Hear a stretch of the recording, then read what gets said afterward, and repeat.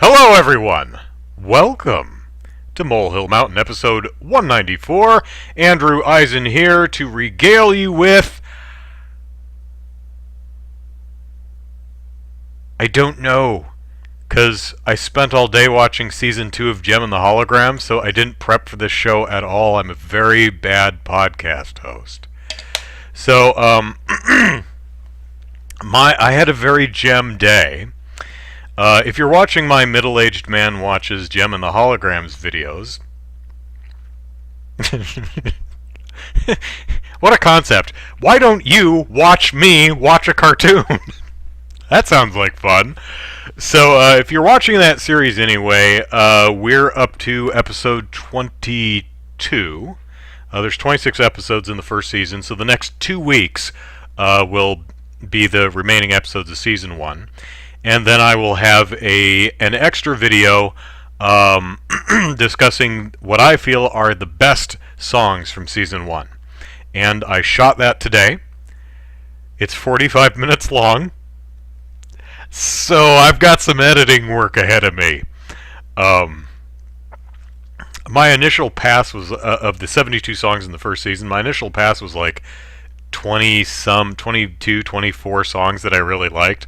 I'm like, oh god, that'd be over an hour long. But I narrowed it down to 7, I believe. So look forward to that. And then that finished. I've watched the first, let's see, 6 episodes of Season 2. Recorded those videos. And during one video, I was in the middle of the video and I went, achoo! Oh! And I had to go wash my hands and came back, started the video over, again got halfway through, and sneezed again, and it's just, oh god, my hands are covered in gooey snot! And so, just thinking about it makes my nose tickle. So I had to stop a video, I had to start a video 3 times. I actually made it through the 3rd time, I believe. So, that was good. Jordan, good question. I have, you can see it right there is my Gem box set, which has a DVD set in it, with a bunch of discs. So 1 DVD for each season, 3 DVD box set, and it's sitting right there. So DVD box set, although Gem of the Holograms is actually streaming on a service called Tubi, T-U-B-I, free service, ad-supported, run by Universal, I think? Someone, I forget. But, so if you want to watch the show with me, and I recommend you do, because really great show, I'm having a blast watching it. You're most welcome. Any of my any of the most recent ones of Middle-Aged Man Watches Gem of the Holograms, just look in the comments and I link to the service and the show page for Gem. Used to be on Netflix, isn't on Netflix anymore, at least not last time I checked, so... and the DVD box sets, last I checked, only like $35. Not terrible for a 65 episode show, something like that. So, yeah. Just did a debut review for a show called Doro Hedoro, which is not easy to pronounce correctly, and I'm not doing a great job. Kind of surprised they didn't go with a new name for that one. I mean, a lot of times I'm like, yeah, alright, go with the original title, but if it's a word or phrase that's really difficult to say in English, call it Lizard Head Boy and his butt-kicking chef friend. It's a title in progress. So did a debut review of that. I was a little cool on the show. I liked the premise, liked some of the design, but the characters, at least in the first episode, little flat, little stock archetype anime characters that I didn't find particularly compelling. So, but if it's a show that you really like, watch the debut review, or don't watch the debut review, but hey, hit up the comments and let me know what you like about the show. I do have sometimes some people who I actually had one commenter who was kind of trying to convince me not to watch the show, which is an odd approach. I mean, his perspective was, this is what the show is, so judging by your review, probably not something you're going to enjoy, so, I'd avoid. Which, I'm thoughtful, I appreciate it, but I'd be more interested in hearing what you, not necessarily you, commenter, but yes, you specifically, but any of you fans of the show, I'm generally interested to hear why the show works for you, what you like about it. I've only seen the first episode. So, a lot of the issues I had with the first episode are probably the characters who I found flat. I'm sure they're fleshed out in subsequent episodes. So, if you're a fan of the show and want to, extol its virtues, feel free to hit up the comments and tell me what you like about the show, because I find that stuff interesting. I mean, I may or may not. Beastars was one I did a debut review for a couple months back. A show that I didn't really cotton to just on the first episode, but a lot of people told me about how much they really liked the show and where it goes and what they liked about it and why it was entertaining to them. I went, all right. Watched a few more episodes, still didn't care for it. But I genuinely do find different perspectives interesting. Even if I ultimately don't change my mind on it, I do appreciate and enjoy hearing other perspectives on various things. So, feel free to let me know what you think about the various shows I review. Jordan says, new Ghostbusters Deluxe figures just got released. Ooh! It's the main four, Gozer and Dana with a demon dog. Neat. And they're based on the movie likenesses? Or are they, well, if it's Dana, it would have to be. Dana wasn't in the real Ghostbusters. Jordan, I like how you mainly focused on only the first minute of Beastars. I watched the 12 episodes recently, and I thought it was cool. It's mainly the bunny boobies. I don't think there's any sex in the first episode, because I think I was goofing on. I want to see giant wolf and small bunny sex, and people in the comments were like, "Oh, dude, there totally is that in there." It's like, oh, okay. So, nothing I saw. I mean, I probably watched 5 episodes of Beastars. I think you see Bunny in her bathing suit or her underwear, but that's it. I didn't see anything explicit in the show. Again, I only watched just under half of it. But the show just didn't really grab me. Mainly the problem. This is generally the problem I have if I don't like the show, like a show, is I just didn't like any of the characters. The debut review I did, I came away saying I don't like any of the people in this. And after 5 episodes, I still don't really like any of the characters. Which is not to say they're bad characters or poorly written, just that I don't like them and I'm not really interested in following them through the story. Which, oh well. Let's see. So, pardon me. Again, I need to stop drinking protein shakes right before the podcast, because it gums up the works. Alright. So it's been kind of an E3 week, and there were a lot of video games. IGN had a Games of Summer thing that they did. The Escapist had a indie game showcase. Sony had its big PlayStation 5 thing. So before I get to the PlayStation 5, here are the games that stood out to me. Yakuza 7, or if you want to use its actual English title, Yakuza Like a Dragon, which is weird because, Yakuza is not a verb.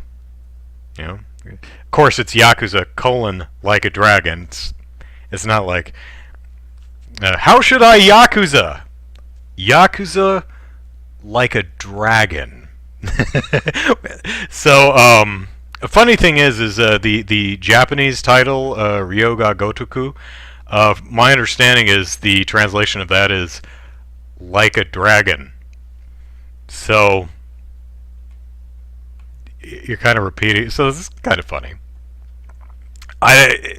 You'd say just call it Yakuza 7, but they really want to, with the title, communicate that this is a good place to jump in because it's a fresh start. It's a new character. Cosmic Kiryu is his story's done. This is a new guy, totally new guy with the exact same backstory as Cosmic Kiryu. But we'll see at least the broad strokes. We'll see when it comes out in sometime in the fall. I'm a huge Yakuza fan, so that's my most anticipated game. Let's see, what else? There was a game called Demon Turf, which is not something I'm particularly interested in playing, but it did have a unique look to it. It's a 3D platformer, but the character is 2D pixel art, which is a really interesting look. It also has this very weird jump where the character does a pirouette. When she jumps, she spins like this, which is weird. I mean, I'm going to jump that way. Whee! You know? And I should have written down the names, but I counted 4 separate games where a character jumps like that with a weird pirouette. One of the PlayStation 5, at least one of the PlayStation 5 games does that. Don't start that trend. It looks really goofy. Don't do that.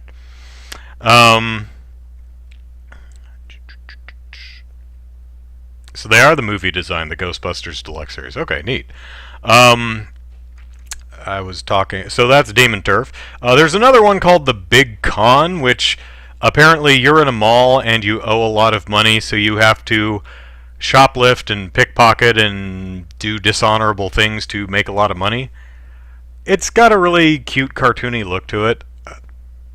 So that one just stuck out as kind of interesting to me. There's a puzzle game called De-Leveled, which I liked. It's really hard to describe, but imagine you have a line and you have a ball on top of the line and a ball on the underside, and you can jump one ball and it comes back down and smacks the other ball. So one of those pendulum things, and you use the momentum transfer to get the balls across different obstacles to the goal. It's I'm rarely that into puzzle games. Honey Pop was pretty good, but I certainly admire them when they do something unique, or at the very least something I haven't quite seen before. And this seemed to be a pretty original puzzle concept, so kudos to whoever's developing that one. There's another one I saw called Jack Move, which I just really liked the aesthetic. Had a very cyberpunk VR look to it, especially in its combat screen. It just looked really cool.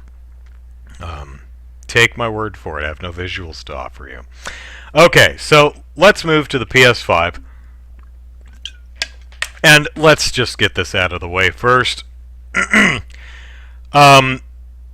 PS5, we saw the controller 2 months ago. It looks like this. So I wasn't particularly surprised when the PS5 looked like this. Which, well, Sony now proudly holds the crown for the goofiest looking console. So Nintendo's had it since the GameCube in 2000, 2001, whenever that was, and Sony takes the crown. So good job, Sony. Jordan says the PS5 design looks like it screams, "I'm from the future." It looks like it screams, "I'm from the future" back in the 60s. This looks like future concept art from the 60s. You know? It looks like Sony is the PlayStation is wearing like Cosmic Kiryu's jacket and popping the collar. It looks, if you put the Eye of Sauron on top, I think it would look fine. It would be funnier if I could remember what the hell that tower is called, but it looks kind of like that. I love the fact that it has horns. It doesn't look like a vagina. Nope. Does not look like a vagina at all. I've seen a vagina and it doesn't look anything like that. Nope, not vagina looking at all. Don't know why you would think that. There's also a digital-only version, which I wasn't sure what the difference was because they didn't actually say. But you see that weird bulge where the disk drive is? Yeah, the digital-only version just doesn't have a disk drive, so its lines are are symmetrical. This one looks like it has a tumor. But I don't know. So is the digital edition without? I mean, a disk drive is not very expensive. Is the digital edition going to be cheaper, or is it going to be the same price with maybe a bigger hard drive? Huh. How's backwards compatibility work? Can I plug in PS4 discs or anything? Because, if that's how backwards compatibility works, that would be a knock against getting the digital-only edition, unless you're a first-time buyer. Or even then, you would think you would want the the disc drive version, so you could buy some cheap $5 PS4 games and play it. I don't know. Jordan says, I bet the all-digital edition will sell like gangbusters. Not. Yeah, we'll have to see what the pricing is like and what they're planning for. I mean, if backwards compatibility is purely digital, they'll probably have an easier time with that, so we'll see. MJ Breeze, hello, says, not a fan of the color. If this is the only color option when it comes out, I'll wait until they make a pure black one. Yeah, honestly, both the controller and the PS5, personally, I feel if you just pulled that white molding off of it, it would be fine. But, nope. I was thinking to myself, was Sony caught flat-footed? Did they think they had something really cool looking and were really shocked to see podcasts where people go, it looks like a vagina, or due to the popped collar or the Eye of Sauron? Were they like, oh, people think it's dorky looking? We didn't see that coming, even though everyone thought the controller was dorky looking. Well, I mean, at least the controller and the console match. They belong together. Or maybe Sony was like, you know what? We'll make something supremely dorky looking, and that way people will just be talking about us a lot. Mind share.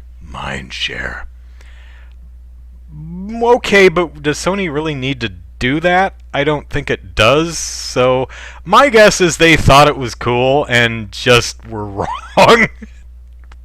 Frankly, I have yet to come across anyone who's like, damn, that PS5, man, sweet. I know. Anyone in the chat? What do you think, chat? Any of you really like the design? I don't hate it. I just think it's goofy looking.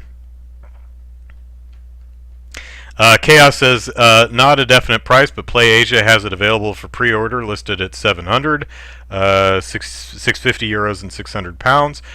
That's, yeah, like you said, that's probably a placeholder. That's them predicting it's not going to cost any more than that, and they'll just lower it down to whatever it is. My guess is it won't be any more than 500, and they'll probably try to keep it at 400. They'll probably drop the PS4 down to I don't even know what it's down to. Probably, I don't know what it's down to, but maybe drop the PS4 down to 200. If it's not already there, the Pro down to $300 and then sell the PS5 for $400, maybe. I don't know, $450. Maybe keep it at $400 and get the Pro down to $250. Don't know. Not really sure what anything's running right now, because I have a PS4, so I haven't been pricing them recently. But yeah, good job, Sony. That's a dorky looking console. Let's see. Jordan says, why does the controller look like it's wearing a crop top? You know what I see? I see what you're saying. What I see is Totoro. Because if you think of, the lines where the blue's coming out being the ears and the control sticks being the eyes, and the negative space between the controller handles being his tummy. All he's missing is those little chevron markings. Looks like Totoro to me. But yeah, I've seen bra. I've seen tank top, like spaghetti strap tank top. Yeah, it's I don't like it. Also, the buttons aren't colorful, which is one less thing to remember which button it is. I mean, for example, the triangle, you have to remember it's on top, but it's also green on the regular controllers, so you can. That's helpful. Oh, the green one, yeah, or the triangle. Now it's just you better recognize triangle. So that seems a step back to me. Let's see. Chaos says if it were going to sell at $400, same as the PS4, they would be shouting it from the rooftops. That's a fair point. If they were confident at this point that they'd be able to sell it for $399.99, they probably would have announced it at this point. So, don't know, but I would not expect. I have nothing to back this up except a gut feeling for whatever that's worth. I have a hard time imagining they'd be going any higher than 500. Hopefully they learned their lesson with the PS3, but we'll see. Jordan says, half expect the Xbox to eventually have a pyramid design at this point. The developers are trolling us. Yeah. Chaos says, I will never not see Totoro now. Chaos says, I've heard people say the cost of manufacturing for PS5 is $450. Here's the thing, though. Especially since Sony is probably going to be throwing a lot of weight behind the all-digital edition, I could see Sony be willing to take a significant loss on the hardware, especially hardware that absolutely locks the user into purchasing all digital, because that is a lot of extra money for Sony. So if they can really get that all digital version out there, I imagine Sony would be more inclined to take a larger loss up front on the hardware sales. But again, I know nothing, so we will see. Jordan says, if I can't make toast with the PS5, I don't want it. Okay, so what did we see in there we go. What did we see in the PlayStation 5 show today? Well, first of all, it was better than most of Sony's shows because it wasn't 2.5 hours long. It was like an hour and 10 minutes or something, so that was nice. Pardon me. Although it started very, very, very, very, very poorly. I don't know whose idea this was, but they thought, you know how we should open our PS5 show? Well, okay, they open it with a montage of awesome PS4 games, which, okay, fair enough, sets the baseline. It's like, oh, here's God of War, and here's all the other PS4 games that you know and love. Remember what they look like, because we're going to blow all this out of the water. You know, it sets the expectation. It sets the baseline from which the PS5 is jumping off of. That's fine. That I think's fine. But so, ignoring that, what's the first thing they show after that? The announcement of Grand Theft Auto 5 for the PlayStation 5. Which, okay, fine. That's a fine announcement. The Grand Theft Auto 5 is a popular game. A lot of people will be happy to have it on the PlayStation 5. But all of the footage was from the PlayStation 4 version.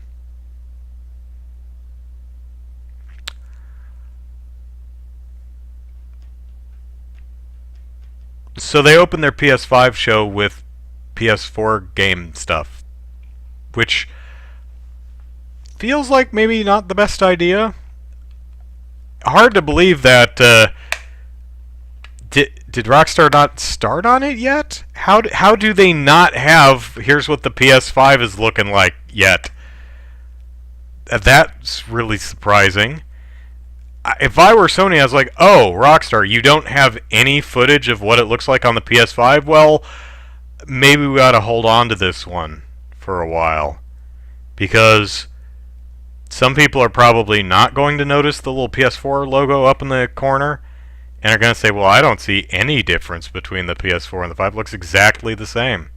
Also, if I may grump about it, and I may because this is my podcast, there's no gameplay footage in the PlayStation, in the Grand Theft Auto footage. It's all cutscene stuff.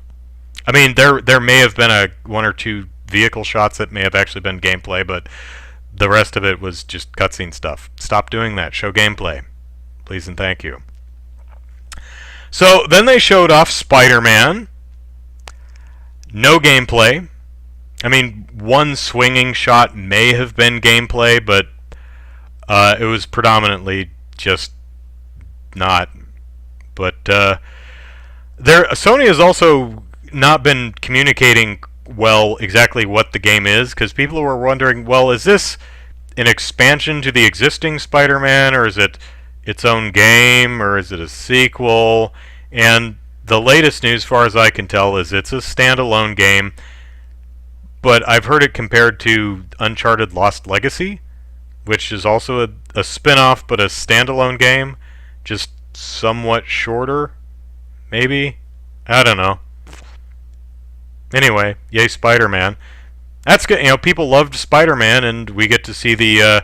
I was a little sad that it's not the Spider-Verse style Spider-Man, but you know, it's fine. I'm sure it'll be fine. Would have liked to see some gameplay. That'd have been nice. You're gonna notice a theme here. Let's see. Is the H.R. Geiger inspired game going to be on the PS5? Oh yeah, that game that was in the Xbox show that showed no gameplay or even faked gameplay or anything that could possibly tell you what the hell the game is. I don't even remember what it's called, but yeah, I have no idea. Chaos, who hasn't played GTA 5 at this point? I haven't, but you know. Ratchet & Clank, GTA 6 or San Andreas HD Remastered make me happy. Insomniac confirmed it's a standalone, still fuzzy on the full game or just standalone expansion. Yeah, it is definitely a standalone title, so you won't have to own the original Spider-Man. You can just go buy the Spider-Man Miles Morales game. So, yay! Alright, so next they showed Gran Turismo 7, which had gameplay! Unfortunately, racing games are like, to me, the most boring genre of video game to play or watch. But at least they showed some gameplay. Looks nice. If that's your thing. And if it is, hey, man, woman, anything else. I don't like racing games. They bore the tar out of me. I don't even like party racing games like Mario Kart. I find them frightfully dull. But if you like them, great. And I'm glad they showed gameplay. And the game looks pretty. But I don't care because it looks boring. Then they showed Ratchet & Clank, which also had gameplay. Which is great! And it looks fine. You know, it looks fine. They did have this thing where, hey, we're going to do that thing where we're going to show how fast stuff can load by hopping through. We're in a big sprawling level, and we're going to hop through a dimension. It's going to instantly load like the next level. And it's like, oh, that's neat.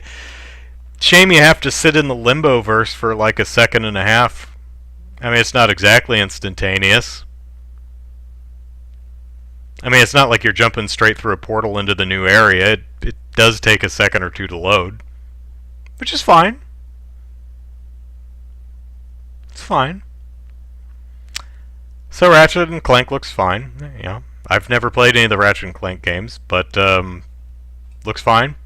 Although the whole grapple onto there's like a thing where, oh, there's a weird little portal thingy, I'm gonna grapple onto it, and instead of like yanking yourself over to a new area, you like yank the area over to yourself. But you end up a little bit further than the point you latch onto, so it's really disorienting. But it's pretty. I'm sure it'll be good. Ratchet and Clank solid series, from what I understand. Trey, hello Trey. What's one thing you don't want to carry over into gaming next gen? Oh, okay. Regenerating health. I hate regenerating health because I'm inclined to sit there and not play the game until my health regenerates. Let's see. I would say microtransactions and loot boxes and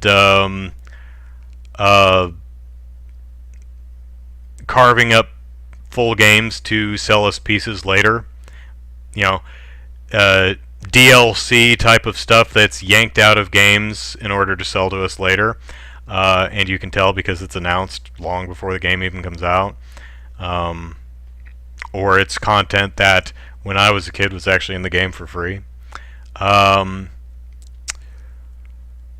Season passes for content that doesn't exist or hasn't even been planned out yet. That kind of stuff. I could do without that stuff. If we could drop that crap and leave that behind, that would be lovely. I'm the kind of guy who's happy to pay... Well, no, I'm not happy to pay full price. I'm very cheap. But I don't want to pay for your game more than once. If you come out with a game and then you immediately start advertising all the extra pieces of the game that you're charging for separately, I'm not buying your game until you release the whole thing. That's just me though. But so yeah, no microtransactions and loot boxes and crap. And you know, if you want to create more content for a game, like an expansion pass or things like that, hey, great, knock it out. But carving content out of an existing game to sell later as additional content, don't like that. How do I tell when that's the case? When I feel that that's the case. And that's a hard line to walk. But as a game publisher developer, if you create the perception that you've carved content out of an existing game to sell later, it doesn't matter if that's actually true or not. You've created the perception that that's what you've done. So either get better at not creating that perception or don't do it. I have spoken. Will NBA 2K21 be in an empty... I'll get there, yeah. I'm missing out. Ratchet and Clank A Crack in Time is great. Okay. Trey says I could do without looter shooters. You know, like the Borderlands game I haven't played, but or Destiny, another game that looks boring as hell to me. Yeah, they're not to my taste either, but some people seem to like them. As long as they're not exploitative, you know, they're not, you know, preying on gamers, you know, the more vulnerable gamers, to yank even more money out of their wallets after they already paid full price for a game. You know, looter shooter's fine. Jordan says, did I just ask developers to get better at lying to you? In a sense, yeah. Because if you can manage... I mean, I would honestly prefer you didn't, but, I mean, if you really want to do the thing where you carve out content to sell to me later, you gotta be a lot better about hiding it. I mean, it reminds me of bigots who get all surprised when I kick them out of my life when they be all biggity at me. You know, it's like, well, why are you surprised? You should hide that. I would prefer you not be a bigot, but if you insist on being a bigot, like, don't wear it on your sleeve. Keep that on the down low. Keep it under wraps. Hide that. Because if I get the sense that you're a bigot, because, you know, you do and say bigoted things, I will drop kick you right out of my life. I don't care what our relationship is. Weird analogy, I suppose, but as you all are probably inferring, something that's on my mind right now, unfortunately. So, Trey goes on to say, agreed, content locked away on disk has been a problem for a while now. Yeah. DLC is... Capcom had this problem with, they would say, DLC. It's like, you know what DLC stands for, right, Capcom? Downloadable content. If we're paying money to unlock content on the disc, it's not downloadable content. I mean, we don't really have a snappy name for it. On-disc content doesn't sound great, but yeah, don't do that. Don't do that. It's like, oh, but it makes it a lot quicker when you just download a key to unlock content on the disc you already paid full price for. Yeah. Rewind and listen to what you just said, Capcom. We're paying to access content in the game that we already paid you full price for. You see why that could be a sticking point for some people? Yeah? Oh, well, I mean, if we took it off the disc, and it would be like a 12 gig download. Right! So you leave it on the disc and allow people who paid full content for the full price for the game to access all of the game. You know, like God intended. Yeah. Like it was when I was a kid. Loot boxes, yeah, I mentioned that. Jordan says, makes me sad buying a fighting game and the character select. You can see the characters are locked only to be unlocked when yeah, don't do that. Alright, so what's next? Next is Project Athia. No gameplay. Well, I mean, there were a few quick shots of jumping and landing and standing around. That could have been gameplay, but honestly, who cares? Actually, this is one of the games that had that weird jumping pirouette in the middle of a jump. Boy, I hope that's not a thing that catches on. So, Project Athia. Yeah, no interest, because, again, you didn't show me anything, so I don't care. Also, I think that's another Square Enix thing. Project something, huh? Alright. Yeah. Will you be done before this generation is over? We'll see how that goes.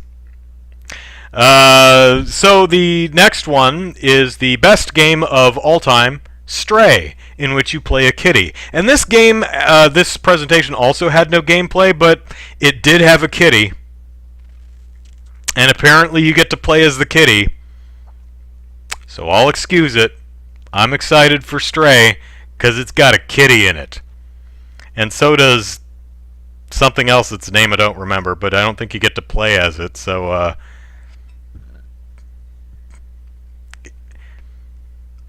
still would have been nice if there were some gameplay. You know, being a game that you play.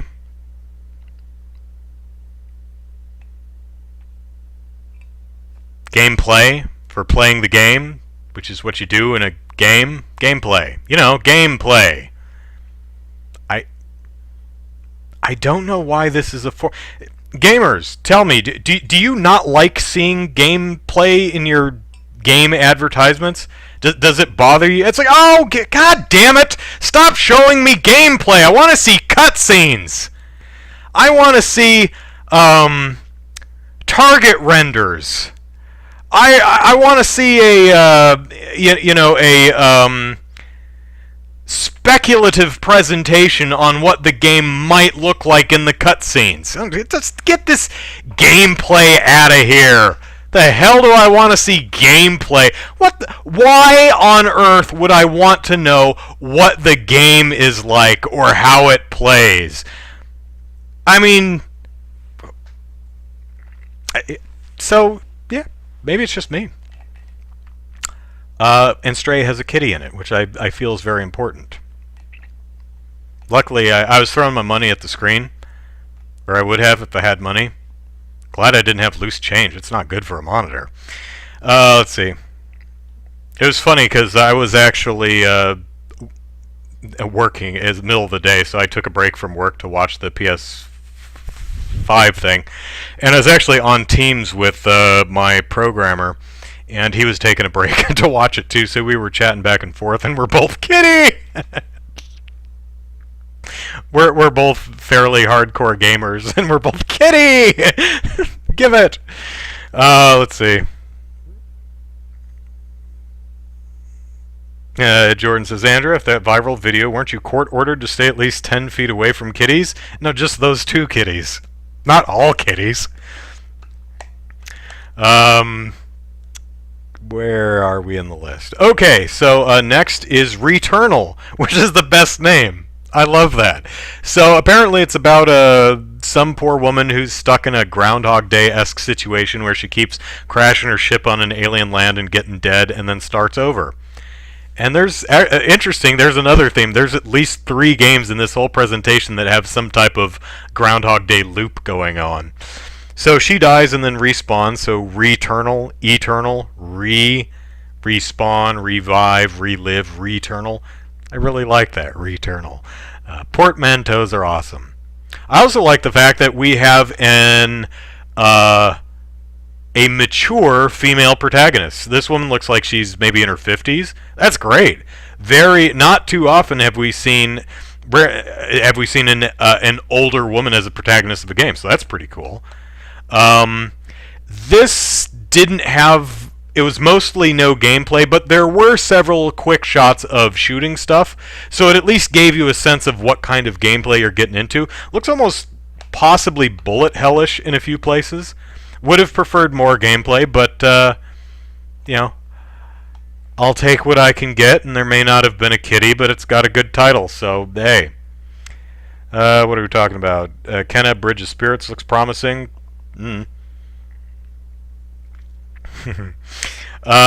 Next we have Sackboy, which is a great name that no one ever giggles at.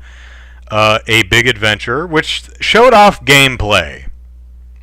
And I've always enjoyed the Little Big Planet aesthetic. Never enjoyed the game because it's terrible and controls like ass, but this one looks fine. I don't know why they're not using the Little Big Planet branding. Like, without the art, without any key art of the game, how many gamers would know who Sackboy is? I think they'd recognize them, and I think they'd know the name Little Big Planet, but I don't think Sackboy rings as many bells. You think maybe they'd call it Sackboy, a Little Big Planet adventure or something, but no. Okay. Let's see what's next. Destruction All-Stars. No gameplay! I mean, there were several quick shots of what might have been gameplay, but most of them were, like, the camera was not at angles that the player would be using, so... hey, you know, in, what was it, a Star Fox Assault? Where it's, you know, you battle each other, and you can also get out of your ship and run around on the ground and shoot at stuff. I guess it's like that. So you drive around and ram into each other with cars, but you can also get out and run around. I don't think the trailer actually showed you what the point of that was. I didn't see any attacks you could do while you were out of the car, or if you could hop into another car. So, not sure exactly how it plays.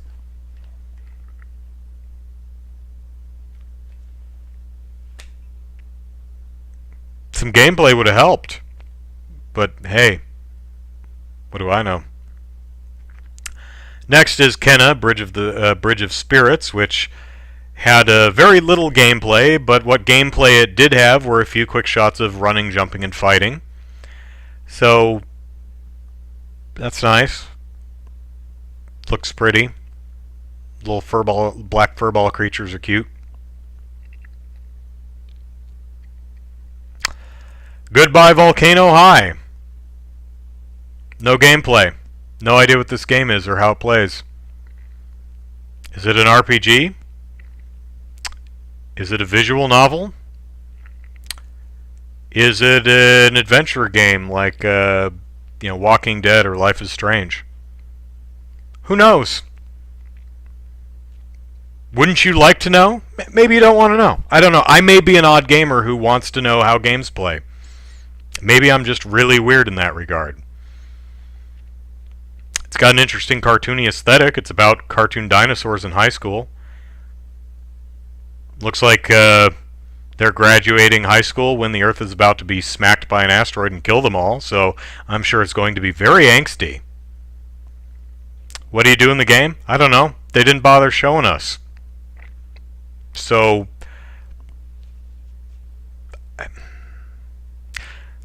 imagine if car commercials were shot entirely from inside the trunk.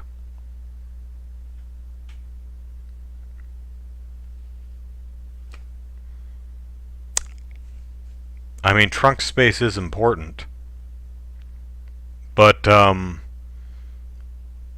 it's not the greatest analogy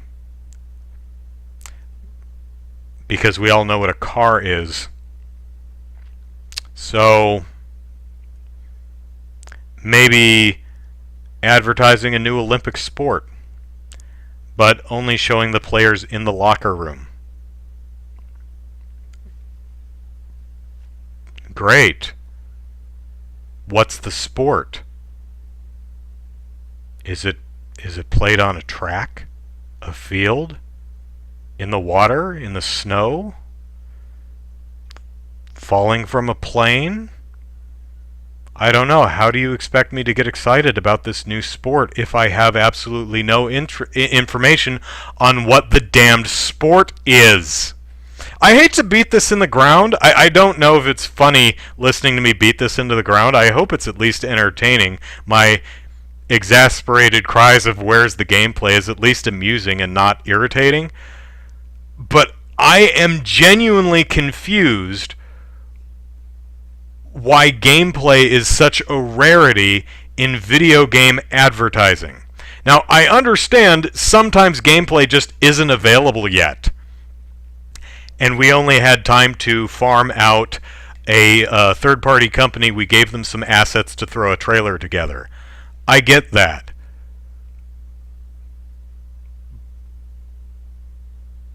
But that's really hard to imagine. Almost all of the games, especially since many of them are supposed to come out this year, don't have any gameplay to show. Or at the very least, this third-party company wouldn't be directed to make something that at least mimics gameplay. So we'd know somewhat of what the damn game is. Alright, moving on. Oddworld Soulstorm. Hey, there was some gameplay. So interestingly, Oddworld Soulstorm, I mean, it's what, the 5th, 6th game in that series, so we have a pretty good idea of how it would play anyway. That's a game, established franchises, you can get away with doing that because we know what the game is. I mean, imagine announcing a new Mega Man game. You could just show all concept art of the new Robot Masters, and we'd have an idea of how the game plays because there's a bunch of them. Nevertheless, I do appreciate seeing some gameplay. Thank you, whichever company that is. Ghostwire Tokyo. Hey, I remember this from the previous E3. Everyone was in love with the presenter who presented it because she was very charming and energetic. And then they showed Ghostwire Tokyo, but they didn't show any gameplay. And the video itself gave you absolutely no indication of what the hell the game was. So speaking only for myself, I had absolutely no interest in it, regardless of how entertaining the presenter was. Well, they showed gameplay this time, and you are apparently Doctor Strange and you make weird hand symbols and shoot at ghosts. Okay. It's a first-person shooter where you go Hadouken at ghosts. Sweet. Was that hard? Let's see. Jordan says, after the success of the Sonic movie, I'm hoping someone will get the bright idea to relaunch the Sly Cooper movie that got canned after Ratchet and Clank movie failed. Interestingly, the visual fidelity of the Ratchet and Clank Rift in Time, what is it called? I didn't write it down. Looks better than the movie.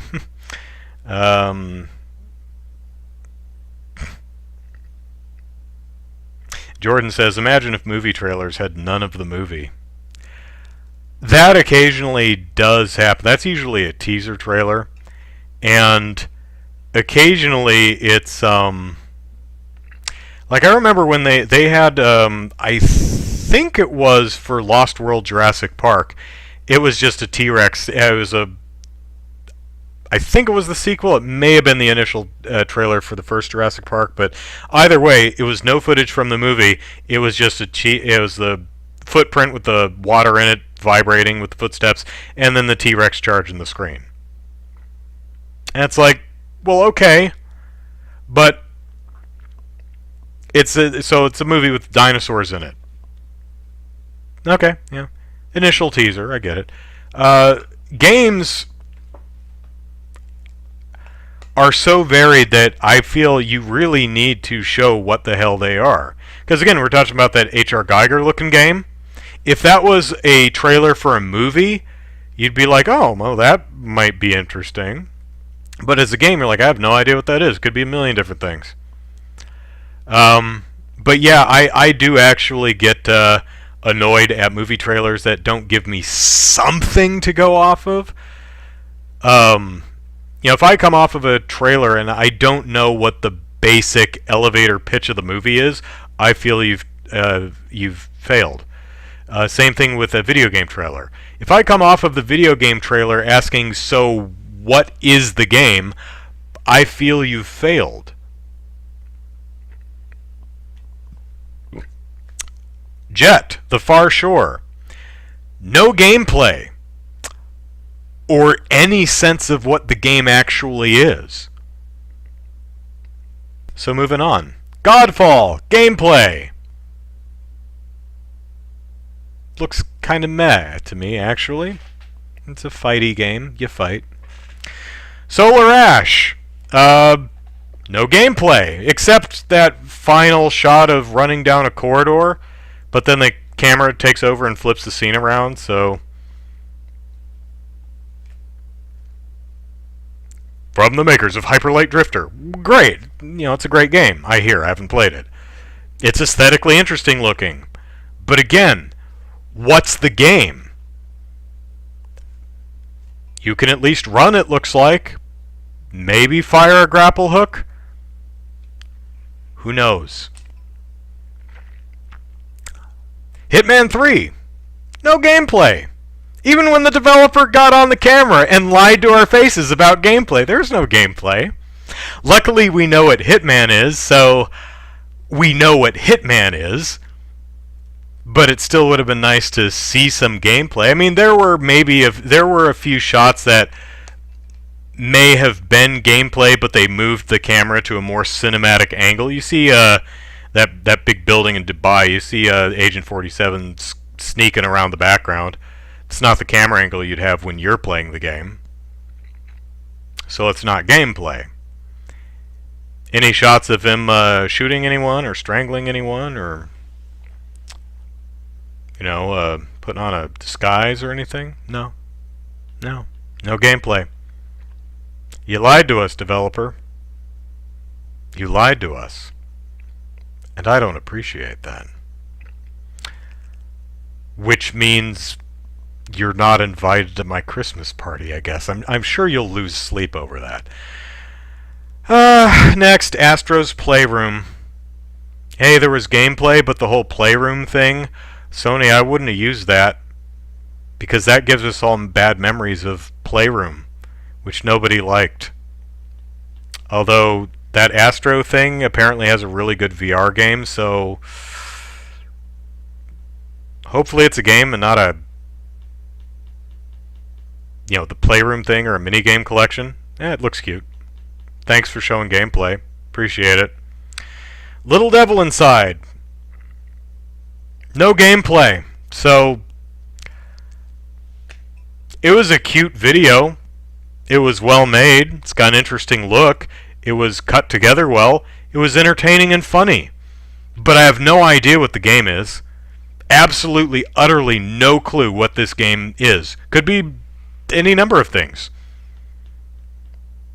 I think I might have a better idea of what the game is if there were gameplay. That might have helped. So next, NBA 2K21. No gameplay.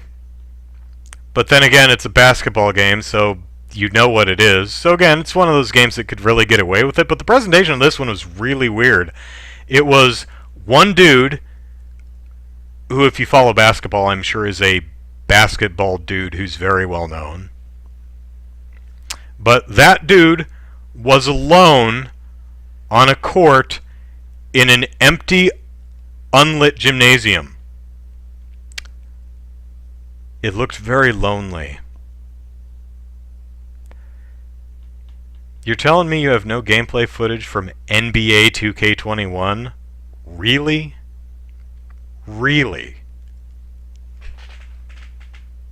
Really? Really? Huh. I am surprised. Hitman 3 is going to be a kart racer. How much you want to bet? Well, I mean, it could be. Jordan says the H.R. Geiger game is horror. Yeah, probably. Bloodborne type game? Maybe.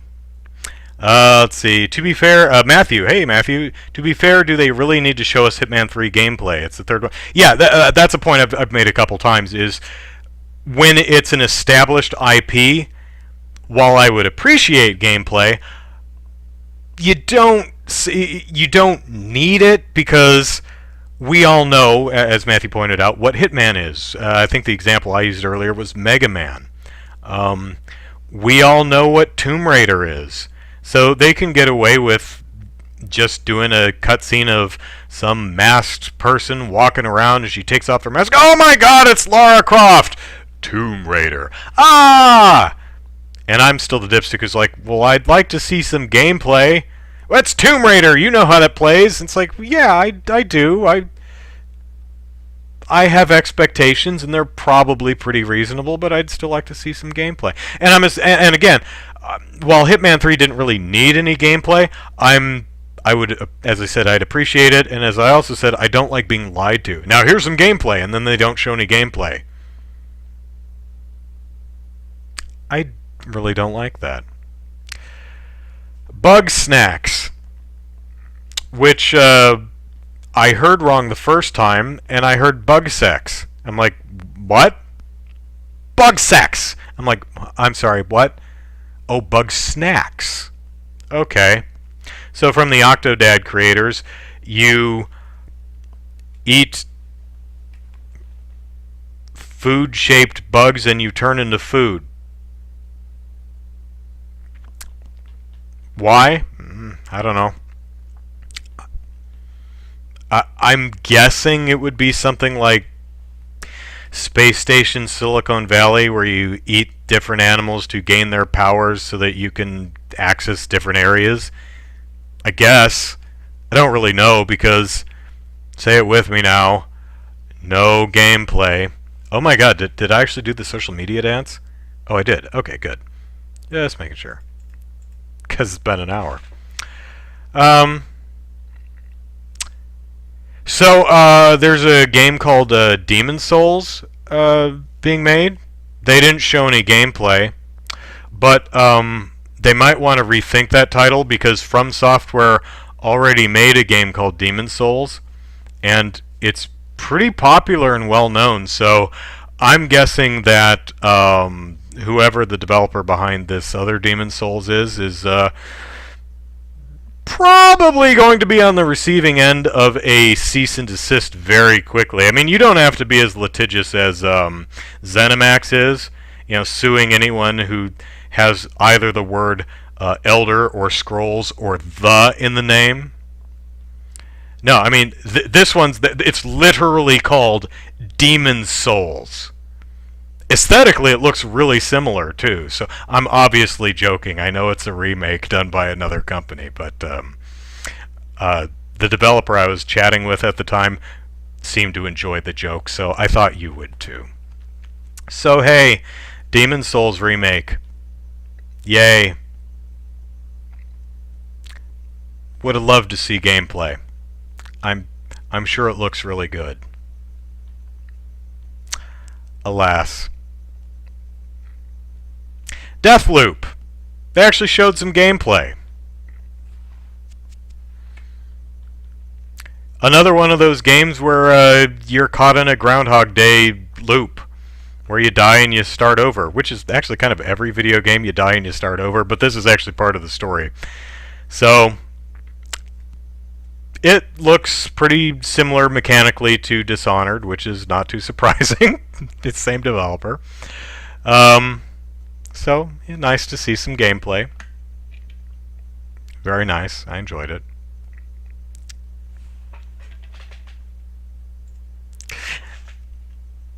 Oh, ingenting, did I have you fooled? Okay, well, that's good. Chaos, drinking game. Do a shot every time Andrew says gameplay. Yeah. Matthew says, most impressive was all things was Ratchet and Clank. Yeah. Yeah, I'd agree with that. Also, coincidentally, I don't think this has anything to do with it, but the game that showed the most gameplay. So, yeah, I probably doesn't have anything to do with it, but I'd be inclined to agree. That was the most impressive game presentation of the show. The one that showed the most and largest variety of gameplay. Funny coincidence, that. Let's see, what's the chat getting up to now? Jordan says, I would have preferred bug sex, but that's just me. I mean, who wouldn't? Matthew, did I? Well, yeah. I mean, obviously, I knew it. Matt, it's a remake from some service. Sony owns the. Oh, Sony actually owns the Demon's Souls IP? That I actually did not know. But the studio who's doing the remake is Blue Avalanche, something. They're well known, and they're the same ones that did the Shadow Colossus remake, right? Correct me in the chat if I'm wrong. Blue Point, thank you, Blue Point. Yeah, that sounds right. And they were the ones behind the Shadow Colossus, right? Correct me if I'm wrong in there. I am correct. Yay! I like being right. It's so infrequent. Matthew, Blue Point, there, Sony's internal remake studio. Yeah, they seem to be. I'd be interested to see if they do anything original. I don't know if they have or not, but they're a technically competent company. They do some really amazing work on the games that they've been tasked with. So, kudos to them. So the next one is Resident Evil Village, which had gameplay kind of, but all the gameplay was just first-person Ethan standing around not doing anything. So, I mean, you'd be forgiven if you didn't play Resident Evil 7, you probably wouldn't have recognized any of the gameplay. But I mean, is it much gameplay if no one's actually doing anything on the controller? My favorite part was where Ethan pulls back a curtain and then a guy shoots him point blank with a shotgun, and he's just fine. Well, I mean, Ethan did shake off a lot of hand trauma in the game, so I guess a shotgun to the chest doesn't phase him. Maybe he's wearing a vest. But yeah, Resident Evil 8, or Resident Evil Village, as they're calling it, I suppose, or Village Resident Evil, or whatever. Could be good. Yeah, new setting. It's got snow, it's got werewolves, it's got witch people, and hoity-toity fashionable people in ball gowns in a big castle. So, yeah, I'll be looking forward to seeing gameplay. Matthew says, spiritual sequel by the looks of it to Resident Evil 4, semi-open worldish. Yeah, it looks like it might be that. It definitely has that Eastern European country look to it. So, yeah, we'll see how it shakes out. I've mentioned this before, but I was thinking, why is Ethan back? No one cares about Ethan. And then I remembered, well, because it's a first-person game. You know, the other characters we know and love, like, you know, Chris and Jill and Redfield's sister Claire, you know, you don't want to play them as first-person. You want to see them. So we'll put the boring, nondescript guy in the first-person role. That's probably why. So, Chris has been abusing the steroids again. Boulders are not safe. The village will be boulder-free by the time Chris gets through. So, is it coming next year? Asked Wolf Monkey. And hello, Wolf Monkey. I believe Resident Evil 8 is 2021. There was only one 2022 game, and it was... Is it Horizon? Was that the one that was 2022? I think it might be. Correct me if I'm wrong. Anyway, Resident Evil I'm excited for because Resident Evil, and this one has werewolves in it. So, yay. And boulders will be punched. Next is Pragmata, which had a kitty in it. A hollow kitty. Like, holographic kitty. But I think it was just an incidental holographic kitty instead of the protagonist or a character that accompanies you. Or maybe not. Hard to tell because no gameplay. What is this game? I don't know. There's like an astronaut walking through the street and he sees a girl and a hologram cat, and then a building falls over and he shoots a net at it, and then he falls upward and lands on the moon with the girl who's a robot. Great. Visually interesting, but what's the game? Who knows? Well, Capcom does, or I think it's Capcom. Whoever the hell's game that is knows. I'm sure some people know, but I don't. So far, I'm not really interested, except I want a holographic cat.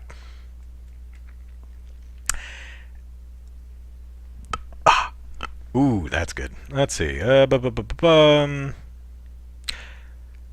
Wilson says, Matthew Wilson, since I wasn't here for the PS5 hardware talk, I'm guessing it's designed the way it is to maximize cooling, since Sony gave the chips 15% overclock, which is rather toasty. Yeah. Did I take a hit of acid, or is that the actual description? No, I think I described Pragmata accurately. Feel free to check my work. Yeah, I imagine that's why they have the tower design and the molding to hide vents all over the damn place, because this thing's gotta disperse some heat, and I respect that. It's still dorky looking. And I'm not saying it looks like a vagina. I would never say that. I mean, if you look at it and you see a vagina, that's on you. I would never suggest such a thing. I like to say that the vagina-looking console looks more like a dude wearing a white jacket with a popped collar. Or like whatever this Eye of Sauron tower is called, because the little horns on it. The horns are my favorite. You know what it looks like? Oh my god, you know what the damn thing... You know what this looks like? This looks like a goddamn Netgear router. put little antennas. Someone Photoshop some antennas on that. That looks almost exactly like a goddamn Netgear router. That's what that sucker looks like. Either that or a vagina. We actually have a Netgear router at work that looks very, very similar to that. As someone already did, what? The Eye of Sauron, or the router antenna. Well, either way, yeah, I'm sure I'm not the first one to think of that. Let's see. I'm good at adulting. I'm very good at adulting. I adult all the time. I've been doing it for years. Let's see. Rumor on that, by the way, is Sony underestimated Microsoft. Microsoft went super powerful, and Sony overclocked the chip to get somewhat close. Someone already photoshopped a router for the... Yeah, not surprising. I'm sure they've probably already put Cosmic Kiryu from Yakuza's head on top of that with a popped collar. Or probably any number of characters who wear a white jacket of some sort. So, okay, so lastly, Horizon Forbidden West, which I'm kind of sad isn't called Horizon 1 Dawn, because I figured they'd want to go numerically up from there. But the logo did have like a kind of a, it says Horizon, and then has a line under it, and then Forbidden West, and there's kind of a Roman numeral 2 in the middle. So it's Horizon 2 Forbidden West, I guess. And no gameplay. But, as I have said, sometimes games just aren't in a state where they're ready to show gameplay, and I believe Horizon is the one that's not expected to come out until 2022. So I could understand and respect that they don't have any game footage. They just gave some assets to some company, or maybe they did it themselves, to make a trailer to show off. Like, here's some of the environments, here's some of the monsters, give you an idea of what monsters you'll be facing. The big elephant monster, and the one that looks like one of the Pokemon whose names I don't remember. Tortimer, I don't know. Tortanga, something. It's a big turtle with land on its back. So, that one's far enough out that I'm not surprised they didn't have any gameplay footage. I mean, it's disappointing, but, sometimes that's not there. Still, again, established franchise, so we know what Horizon is. We have an idea of how it plays, so, still disappointing, but, it's far out, and we know what the game is, so I'll cut that one some slack. So that was the Sony show, which was better than the Microsoft show. So, I mean, if we're judging these consoles purely by shows, Sony wins. I mean, it won that, and it won the title of goofiest looking console. So, yeah, Matthew's backing up what I say. Also looks like more Horizon, so no gameplay needed. Matthew also asks, why does your work use Netgear? It doesn't. It's just one of the routers our system still support. It's one of our legacy devices. It still supports that. Some of our local offices still use the Netgear routers, so we have to keep one around to test things. Our main one right now is we still use Motorola in the Netgear, but our current one is Ruckus, is the one we primarily use now. That's our main one. The rest are probably getting phased out. But they still work, so people still use them. Xbox will be showing their games next month. Yeah, I heard there was a July thing, and I think Sony said it was either Sony or it was one of the developers on one of these games here was like, we'll have more stuff to show in July or August. So yeah, this isn't the last thing we'll see before it comes out in whenever it comes out in the fall sometime. Jordan says, I think it's going to be easy for Sony to repaint the PS5 as the PS1 for Nostalgic Edition. I would imagine that maybe not at launch, but at some point the white molding will have different color variations. So yeah, I would not be surprised. Matthew says maybe I'm a purist, but small businesses should be using something like "You Be Quiet." You Be Quiet. I like that. I haven't heard of that, but that's a good name. You Be Quiet. Not a small business though, so I don't know if that matters at all. But I had no input into which routers we bought. Uh, it comes down to, for whoever the hell cares. It really comes down to, for our company, what works for our purposes, both functionally and security wise. What we can get in great numbers, because we're a worldwide company, and for a good price. So, a lot of, we can't have, if you have people like me or Tom or like, you don't know who that is, but the tech folks would be like, "Ooh, we should have this," but the money folks would say, "Yeah, that would be nice, wouldn't it?" But no, because getting 5,000 of them is not going to happen. No. Also, you have to factor in warranties and support and legacy support when they end of life, and parts and replacements, and there's all kinds of stuff that goes into that. So so if you ever find yourself wondering, why is this company using this particular product, it was probably some combination of all those factors. Now, if it's an individual person, you can say, well, I'm going to go for this one. I'm going to invest in the absolute best one. But a lot of times when you're servicing a global company, that's not possible. So anyway, also current, it says Matthew, current rumors have the PS5 costing more to make than Xbox Series X because of custom SSD. Okay.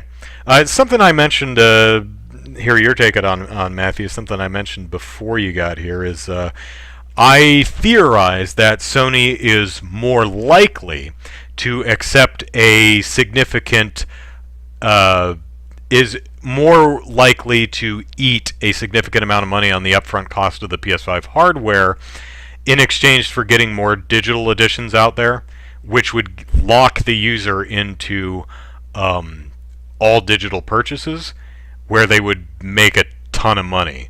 So my theory is Sony is more likely to try and keep a competitive hardware price by really pushing the digital only edition, where they will make a lot more money on the software side. So that's this layman's thoughts on that. Let's see. Chaos says Xbox seems determined to meet or beat the PS5 in price. Yeah, I seem to remember someone saying, I think someone actually mentioned this in the chat, that Microsoft was rumored to be waiting on Sony's price to make sure that they're not, $100 ahead of them, like they were at the Xbox One. Because if you guys remember, years back at the conference, Microsoft announced $500. And then Sony was going the next day, and they're like, "Oh God, this is gonna be so good!" And they just came out there, strutting their stuff, and they're like, "And it's $400! Praise us, praise us, praise us! You have forgotten all about the PS3." So, yeah, Microsoft doesn't want to see that happen again. So I wouldn't be surprised if they're keeping their cards to their chest, waiting for Sony to make the first move.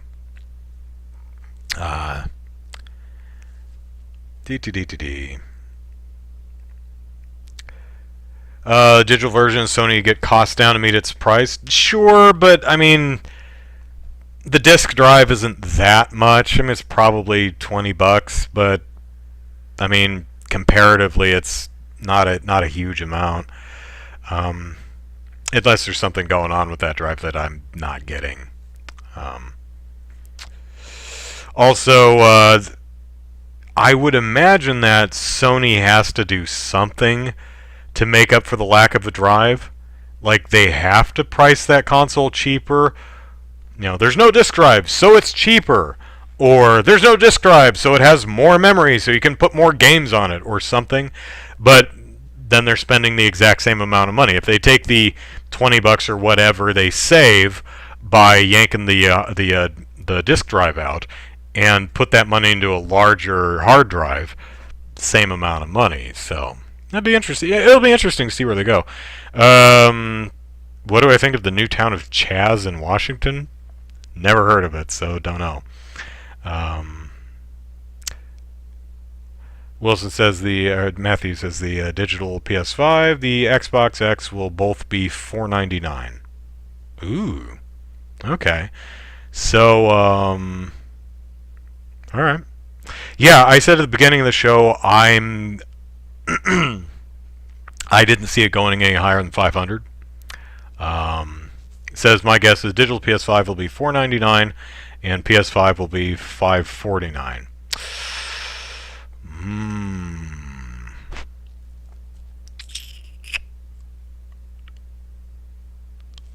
That's a risky move.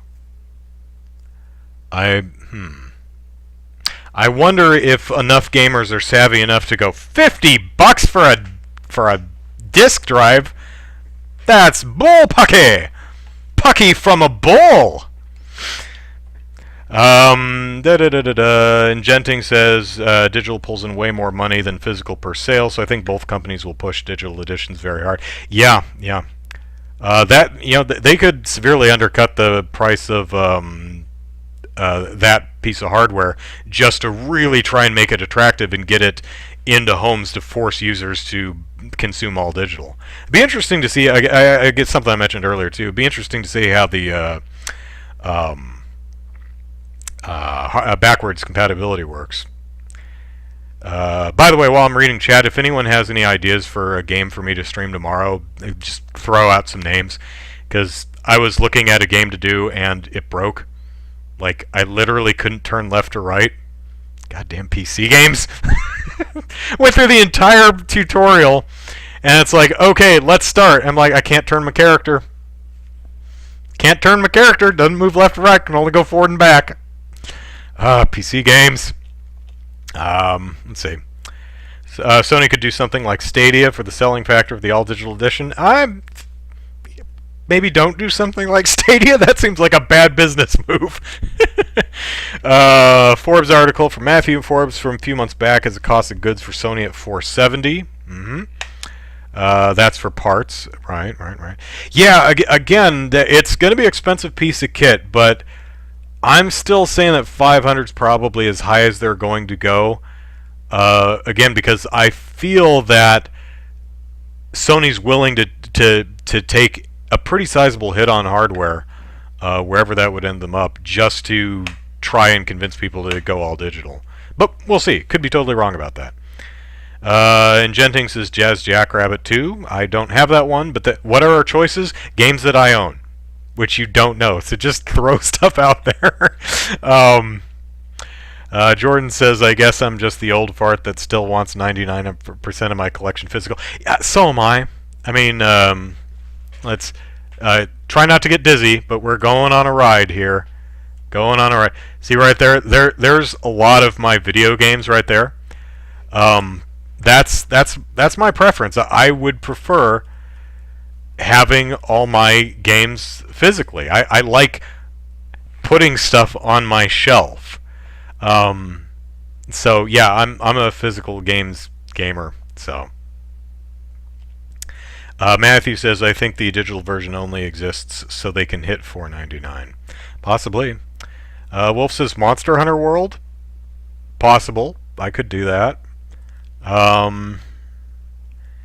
Gaming goes all digital. I'm out. Yeah, it's not going to. Well, obviously, because both the systems have a disk drive, so it's not going to be this gen. Maybe the next one. But yeah, it's still going to be physical for a while.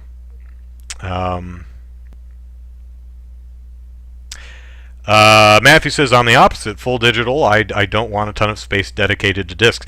That's a fair point, because discs, as you know, take up, or wrong way, a lot of space. You know, and this isn't all my stuff. These are just the DVDs and video and disc-based video games. The cartridge stuff is in drawers in a dresser in my bedroom. So yeah, I mean, especially if space is a concern. Um, yeah. Um, I one thing about digital that gets me is I get kind of paranoid about the games I own digitally. I'm like, make sure that I have on my hard drive, because I don't trust Sony or whoever to always have them available for me to download when I want to play them. It's like, oh, I know you bought this game, but we didn't feel like keeping it around, so sorry. That makes me uncomfortable. Of course, my house could burn down and I'd lose all this stuff anyway. So, it just comes down to personal preference. For me personally, it probably has more to do with my age than anything else. I grew up with physical cartridges, so that's what I grew up with. It's what I know, it's what I like. But to me, I just like physically owning a thing. This isn't a video game, of course, but I like physically owning a thing and putting it on my shelf. It also helps me look around and see what I have instead of just keeping a spreadsheet of every digital game I have. I know you have Steam and Good Old Games, and itch.io have little virtual shelves where you can view all your games, and I love that too. But to me there's just something comforting and pleasurable about having all my stuff on my shelf displayed for me to enjoy. Look at all my stuff there. Different strokes though. Let's see. Ingenting hasn't bought a physical game in 3 years. Monkey says, I'd like to see your DVD collection sometime. Well, I mean, you can see some of it behind me. Let's see. I'm always going the wrong way. Let's see. That's the real Ghostbusters cartoon DVD set that I really like. It's in a box shaped like the firehouse. So that's one thing I'm particularly proud of. I like that one. That one's a lot of fun. But yeah. Let's see. I can see. That's the Nightmare on Elm Street movies. That's the first one through New Nightmare, I believe. The Freddy vs. Jason came out, I think, after this box set, so I have that on disc somewhere, on a different disc. Let's see. I think that's the Powerpuff Girls cartoons. This right here is the Dark Crystal, which also has. It was that special collector's edition that came with. It has a little art book in it, and actually has a cell from the film, which is pretty neat. Let's see, what else can I see? Right, I think that's Record of Lodoss War, both the OAV and the TV series, both of which are very good. I really like those. Haven't seen them in a long time, though. Hope they hold up. What else? Escaflowne, the TV series and the movie. Good. I like both of them. They're good. A lot of anime, you'll notice.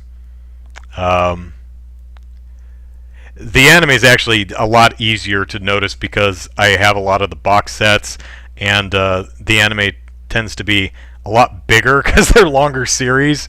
I think this one's Devil Lady. Where's my finger going?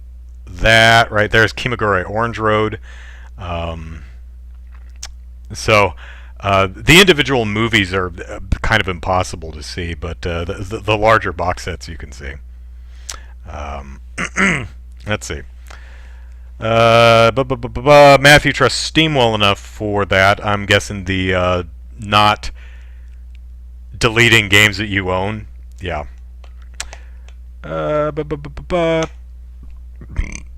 Monkey says, is that my Hime I see? Yes. I actually have 2 boxes, and I forget why. I have I think for some reason like the first DVD came with a slipcase for the entire thing, but then the rest of them came in the box for some weird thing. So I have both the collector's edition box and then just the regular series slipcase. I don't know. I don't remember exactly why that is, though. People wonder why says Jordan, the younger generation is so entitled is because they literally have the world at their fingertips. It's easy to pay for access to media than leave the house seeking a copy of your own.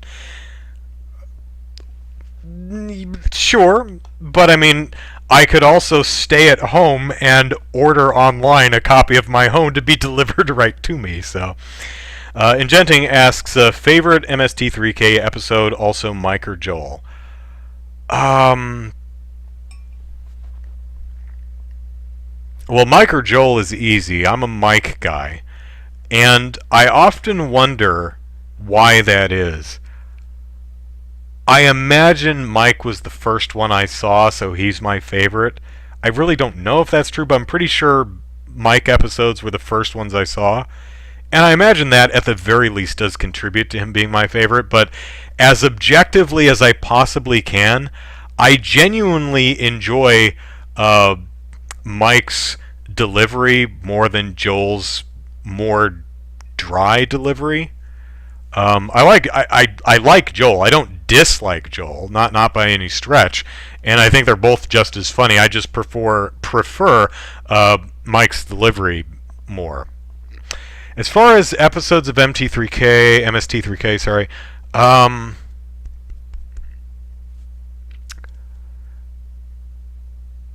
God, there's one, I can't. It's more I'm remembering the movie than I am the actual riff, but it's a space sci-fi movie, and its opening has this screecher of it has an animated opening, and it has this screecher rock ballad of a theme song. It's like Moon 02 or something, and the theme song is Moon 02. It's so amazing. That's more the movie than it is the riff. I think one of my favorite ones, I forget what movie it's from, but there's this Svengali-esque hypnotist dude in it, and the running gag throughout the entire episode is the riffers going, sleep! Maybe you should sleep! And the whole sleep thing is something that I have done personally. It's been an inside joke with me and my friends and family for years. We'll often do that sleep thing to each other, to the cats, and it's like, you're being rambunctious, maybe you should sleep. And I don't remember what episode or what movie that is, but that's probably that's the one that sticks out the most to me, I think. Monkey says, I think Mike is funnier. I like Bill Corbett better than Trace Bilyeu. You mean as the robot? Shit. But I like Trace Bilyeu, I think is his name, who did Dr. Forrester. I really like the Forrester character, although I have to admit, I like Mary Jo Peel's what was her character's name? Forrester's mom, right? Pearl for Forrester. She's hilarious. Yeah, I'm a fan of MST3K. I do like that show. Ingenting also prefers Mike delivery and voice. Jordan says, "Are you going to finish off the Gem Marathon with the live-action movie?" Yeah. I mean, I have some other special videos planned, but I would like to. I mean, the actual Middle-Aged Man Watches Gem the Holograms is going to last me till like October or November or something, so plenty of time. But I would like to take a look at the movie. I would like to take a look at the comic books too. So yeah, I would. Giant Spider Invasion is Monkey's favorite. I actually have a bunch of the. I don't see them.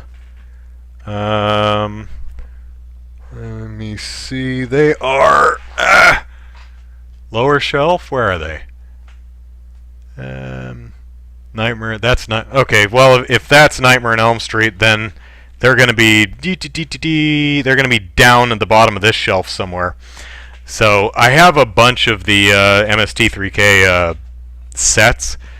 They're expensive. That most of them I got, I'd get one for Christmas, and I rarely buy them myself because they go out of print really easily, and they were never particularly cheap to begin with. They usually sell for at least $30, if not more, which isn't bad for 4 movies or however it comes. And Genting says, heard the Gem comic is supposed to be really good. I did. Years back, I did a series of YouTube videos called 30 Days of Comics, where I subscribed to the 30-month free trial of Comixology, and just every day I would read what they would let, the first issues of whatever comic series were available on Comixology. Comixology Unlimited, which has limits, so I don't like the name. But I think the first episode of that was looking at I think it's IDW, their first 2 issues of Gem the Holograms, which, oh, pardon me. Ugh. I've been working on my Gem videos all day, so I didn't eat lunch like an idiot. But I only got to read 2 issues, but I liked what I saw. I thought it was interesting. The book, the comic, does Gem and the Holograms in modern day. So there's things like texting and blogs and things. So it's an interesting new take. Characters a little different. Interesting, very cute art style. Really interested in checking out that series and see where it goes. If Gem could do a crossover with any other 80s cartoon, who would you choose? I guess probably the obvious one would be Josie and the Pussycats, but that's so obvious that it's kind of boring. So,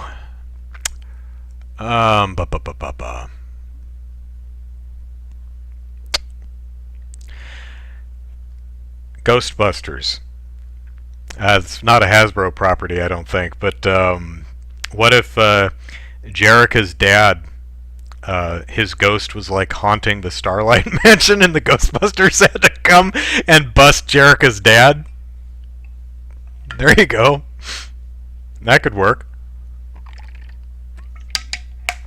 Interesting thing, though, is a lot of the 80s cartoons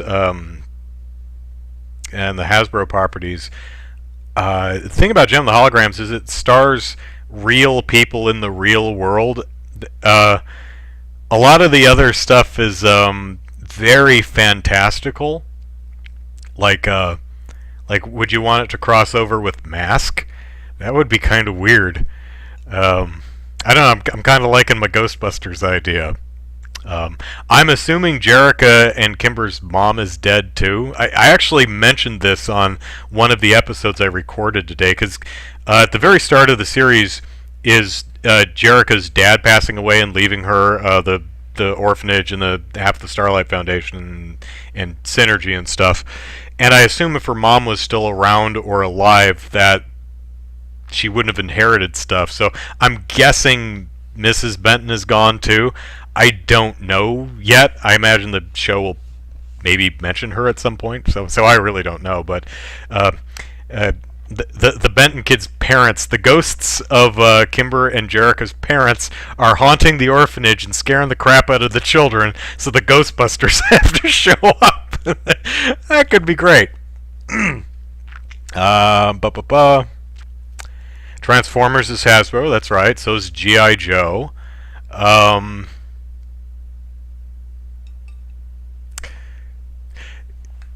Crossover with G.I. Joe where Cobra tries to recruit the Misfits.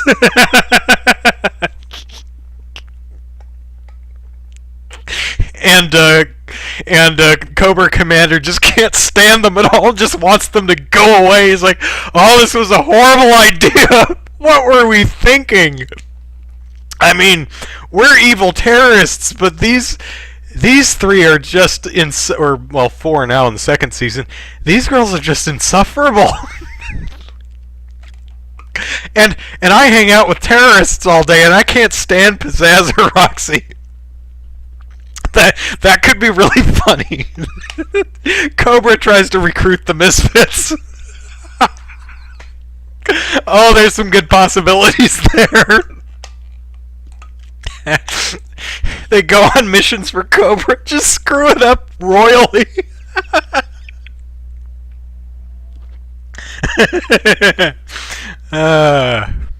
It's funnier in my head. Y'all are probably watching me go, what the hell is wrong with this guy? It's not that funny. There you go. Jordan says Jem does a concert for the troops and Cobra tries to ruin it. They're doing like a USO show or something. And the Misfits try to ruin it and end up getting in the way of Cobra's terrorist attack. Probably end up making things worse for everybody. That's a good angle, Jordan. It's not bad. Oh man, it is really hot. How hot is it, you ask? It is so hot that my jars of coconut oil are liquid now. That's how you know it's really hot, is when the coconut oil melts and it's just a jar of liquid. So, alright, so I need to eat because I'm starving to death, and I've got a lot of editing to do. And I have to pick a game to stream for tomorrow. Chaos says Teenage Mutant Ninja Turtles. And Ingenting says there's a song in a G.I. Joe episode where Cobra starts a band that makes a hypnotizing song. An instrumental of the song appear in both Transformers and Jem, I think, so they are kind of the same universe. Crossover could be I actually read somewhere that there's a G.I. Joe character that's like wandering around the background of one of the episodes in Jem. I didn't notice it. Someone mentioned that to me. I was like, really? I didn't notice it, probably because, one, it was in the background, and two, I don't know who the character is. I never really cared for G.I. Joe that much when I was a kid, surprisingly. The thing I liked most about G.I. Joe was the toys had articulated joints at the knees and elbows. Most of my toys, based on the show dolls, action figures, whatever, most of them had were articulated in the their neck, their head could turn side to side, and their arms spun in the shoulder socket, and their legs moved in the hip joint. But most of them, like the Ghostbusters toys or He-Man, they didn't bend at the knees or elbows, but the G.I. Joe toys did. They actually bent at the elbow and the knees, which I always thought was great. Unfortunately, I wasn't a huge fan of G.I. Joe, although the theme song was pretty cool. G.I. Joe, real American hero, G.I. Joe is there. Do we have any more of that song? No? Just repeat the same thing. G.I. Joe! It's key change. G.I. Joe. Remember in the 80s when a lot of the cartoon intros had like a spoken voiceover? G.I. Joe is the force that keeps America safe from evil Cobra, blah, blah, blah, blah, blah. G.I. Joe! And He-Man didn't even have a theme song. It was just Adam saying, I got fantastical powers when I went to Castle Grayskull and talked to Sorceress, and then my faithful friend Cringer is now Battle Cat, and I say, by the power of Grayskull, I have the power! Except Thundercats. Thundercats just had a kick-ass theme song. It was awesome. Let's see. Jordan says, do you think if you gave Jem a chance as a kid, you would have gotten into it? That's a question I've seriously been asking myself since I first watched Jem the Holograms for the 38 Days of Netflix show I did a couple of years ago. I don't know. I would like to think that I don't remember myself being the kind of kid that would have been, oh, it stars girls. Girls are icky. I don't care. Ew. Because I happily watched whatever crap my sister was watching. I happily played Barbies with my sister. So, uh, so I think there's a. I genuinely don't know. I don't think there's a way I could know. And my tastes have certainly evolved and changed some over the decades. But I think there's a good chance that had I actually seen Gem back when I was a kid, I would have really liked it. I think my sister would have too. And I've actually talked to her about Gem, and she, like me, was aware of the existence of the property. Like, we saw the dolls in the store, and I think we were at least aware there was a TV show, but neither of us ever actually saw it. So it wasn't a matter of us, either of us thinking it was stupid or it sounded dumb. I think it just, we never managed to see it. So I'd like to think that I was a cool enough kid to like Gem and the Holograms had I seen it when I was 6, 7, 8. But I think there's a good chance I would have liked it, but it's really impossible to know. A funny story is Derek, who is one of the Barbie dolls. There was Ken is the most popular male Barbie doll, but then there's Derek, and my sister's Derek doll had a broken butt, and he was the Derek and his broken butt was the centerpiece of all of our play sessions. And what I mean by a broken butt is Barbie dolls are another one that are only articulated in the shoulders, hips, and neck. They don't bend at the elbows or the knees, and they are impossible to stand up by themselves. So you have to do this. But every time Derek bent at the waist, he'd go. So we always said Derek had a broken butt, and every single PlayStation revolved around the poor Derek's broken butt. Because my sister and I were assholes.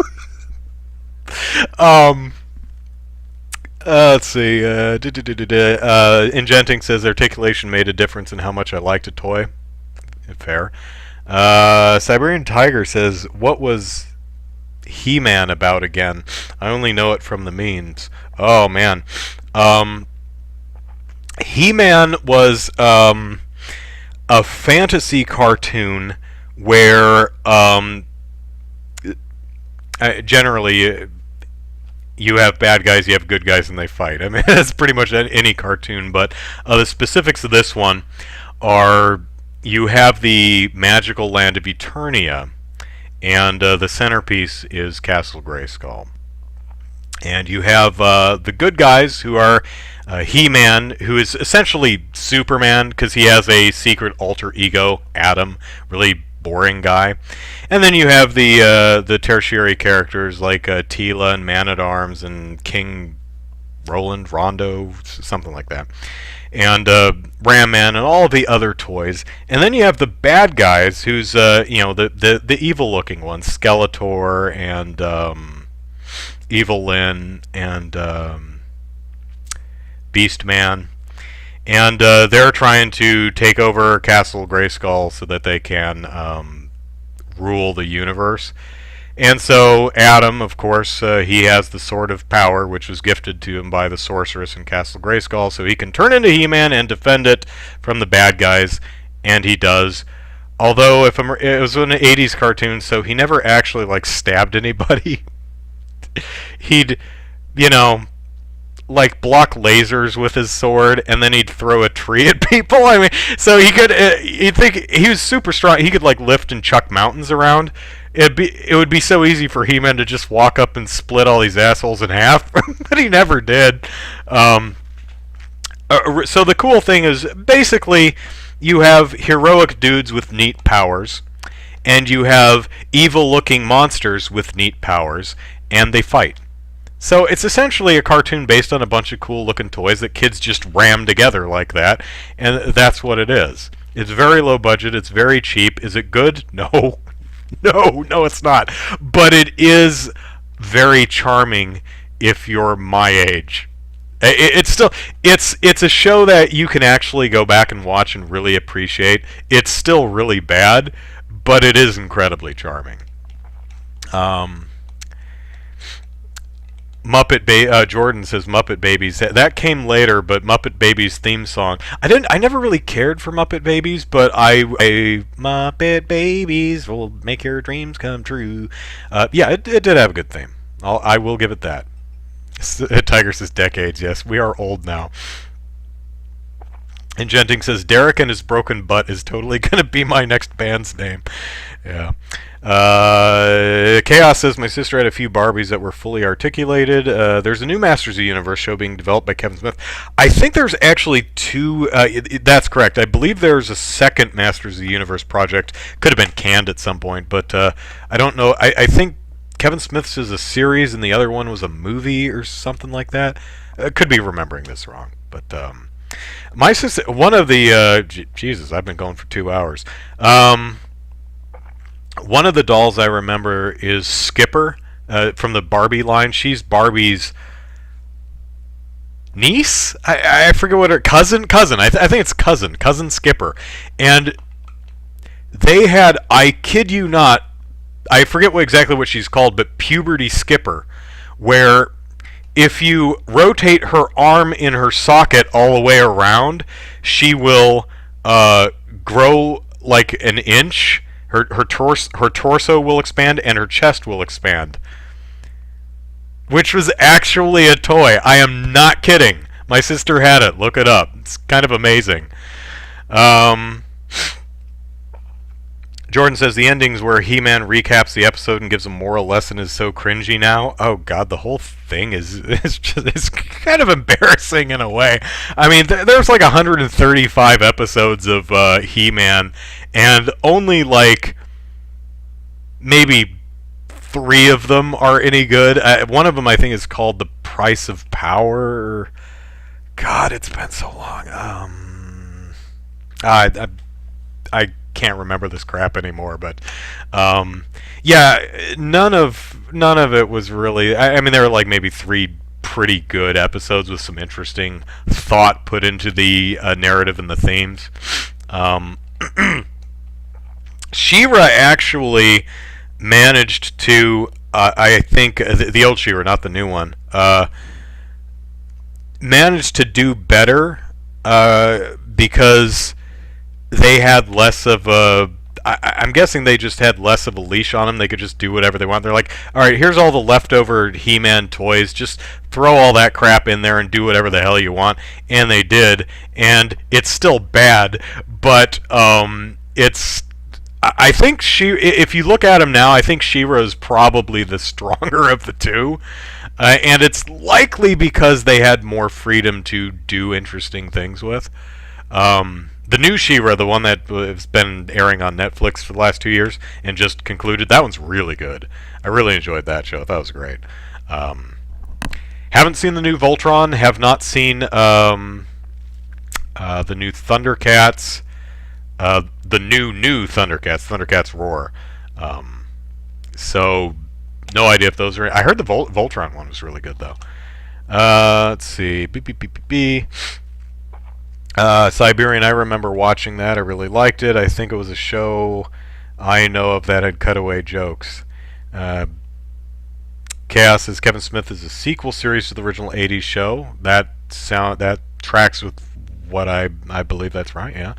Jordan says, did I ever watch the He-Man or Thundercats reboots? Thundercats reboot was good. I did. I saw a good chunk of the He-Man reboot when it first aired. And then they changed the times on me, and I didn't know when the hell it was on, so I didn't see the rest of it. But I saw a decent chunk of the new He-Man, and I thought it was pretty good.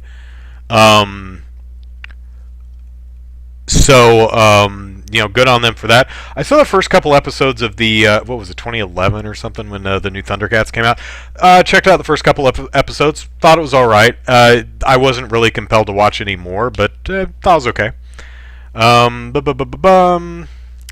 Ingenting Puberty Barbie. Yep, after a quick Google search, that is indeed a thing. Didn't expect it to be from the 60s. Yeah. Oh, yeah. That was yeah, that's an old. It actually, now the version my sister had was it's same doll, but they kept repackaging. It's like if Monopoly's been sold for decades, and you can, it's the same game, but the packaging has changed over the years. Some of the interior art too. Same thing with the Puberty Skipper, whatever the actual name of that doll is. Yeah, it came out originally in the 60s. Now, the version my sister had was not an old 60s doll that had been around for 20 years at that point. Hers was bought new in the 80s sometime. So that doll stuck around for at least 2 decades. So, uh, bu- bu- bu- bu- Jordan says, how many little girls in the 80s spun their arms trying to get taller and grow boobs? I'd imagine it's more than zero. Because I have seen and I have anecdotally heard of some of the interesting old wives' tale, old maid's tale, whatever the things that women tried, young women tried to do to get puberty to get a move on. You know, various pectoral exercises, eating or drinking certain foods or drink. Nothing that actually does a damn thing, but at least nothing as destructive as, I don't know, hanging free, for a male perspective, hanging free weights off of your genitals, which I don't know if anyone's ever tried. I would be surprised if no one tried that at some point, but um, I don't I don't know if that's a guy thing. I did I don't know. I grew up with all women, so I don't know if there are, hey man, I heard if you do this while you sleep or something like that, your genitalia will grow to enormous proportions. Hooray. I missed out on all that. Oh well. Let's see. Tiger saw the new Thundercats. Not a fan of the new art style. I think it's referred to as Cal art. Yeah, I hear that that's a made-up thing to be derogatory about a particular style, which isn't actually a thing. But the that is the Thundercats roar is using a particular style. I would describe it as the big-eyed, jelly bean mouth, noodly armed style, which is, elements of that style are just popular right now. I mean, you see it in everything from really young young-oriented cartoons like Thundercats Roar, to shows that are targeted at older audiences like Rick and Morty. Rick and Morty actually uses many of the same design elements that stuff like Thundercats Roar does. And I'll be honest, I don't like it either, but it's a style. Not the only style, of course. There's plenty of stuff that looks completely different, but it is a style, and elements of it can be found in a lot of modern cartoons, and it'll evolve to something else eventually. And I hope it does, because I don't like the jelly bean mouth and noodly armed look. I haven't seen a cartoon that adopts those styles in a way that I felt was aesthetically pleasing, even if the shows themselves are good.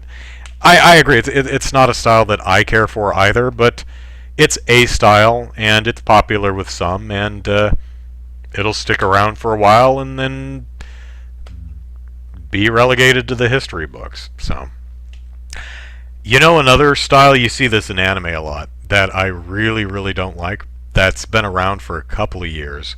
Not seeing it quite as much anymore, but highlights on usually girls' breasts, and like they're made out of porcelain or something. It's like people don't, even the most shiny person doesn't reflect like that. But it's usually drawn with like a blushed red circle with a bright white spot in the center, meant to denote a shine, but it just looks like a gigantic zit. So a lot of the big busty cleavage bearing anime heroines that you see, to me, looks like they have giant pimples on their breasts. And depending on the show, sometimes their butts and lower backs and knees and thighs and everywhere. I really wish they would stop doing that. Because it's stupid looking. Even if the show's really good, I hate that design element. They should really stop doing that. Let's see, what are we talking about in the chat? Do I remember the millennial version of Monopoly? No, I don't, and it sounds like I'm glad. Miss Monopoly was worse. I heard there was a Miss Monopoly, but I didn't watch the trailer or whatever, so I don't know what it is. Or if I would care for the design or not. And Genting says, you know guys have done that. They probably have made it into a weightlifting sport by now. Free weights from your dong? Yeah, I imagine so. Siberian bubble style is the best I can describe it. Sure. Tiger also, you mean like how it seems there is extra light on their breasts? Yes. They're highly reflective breasts. And which conceptually is dumb, because that's not how breasts work. I don't know if you've ever seen breasts. If you haven't, internet is available, but I have never seen breasts of any size, shape, color, or texture shine like the most like my forehead and face is shining now. And the reason it does that is because, one, I'm sweating, and two, my skin is there's a real hard surface down here. The light can't go very far through my skin, so it bounces back because I've got a skull underneath it, my cheekbones and my forehead, bits of my skull. Breasts don't have that, so breasts are like,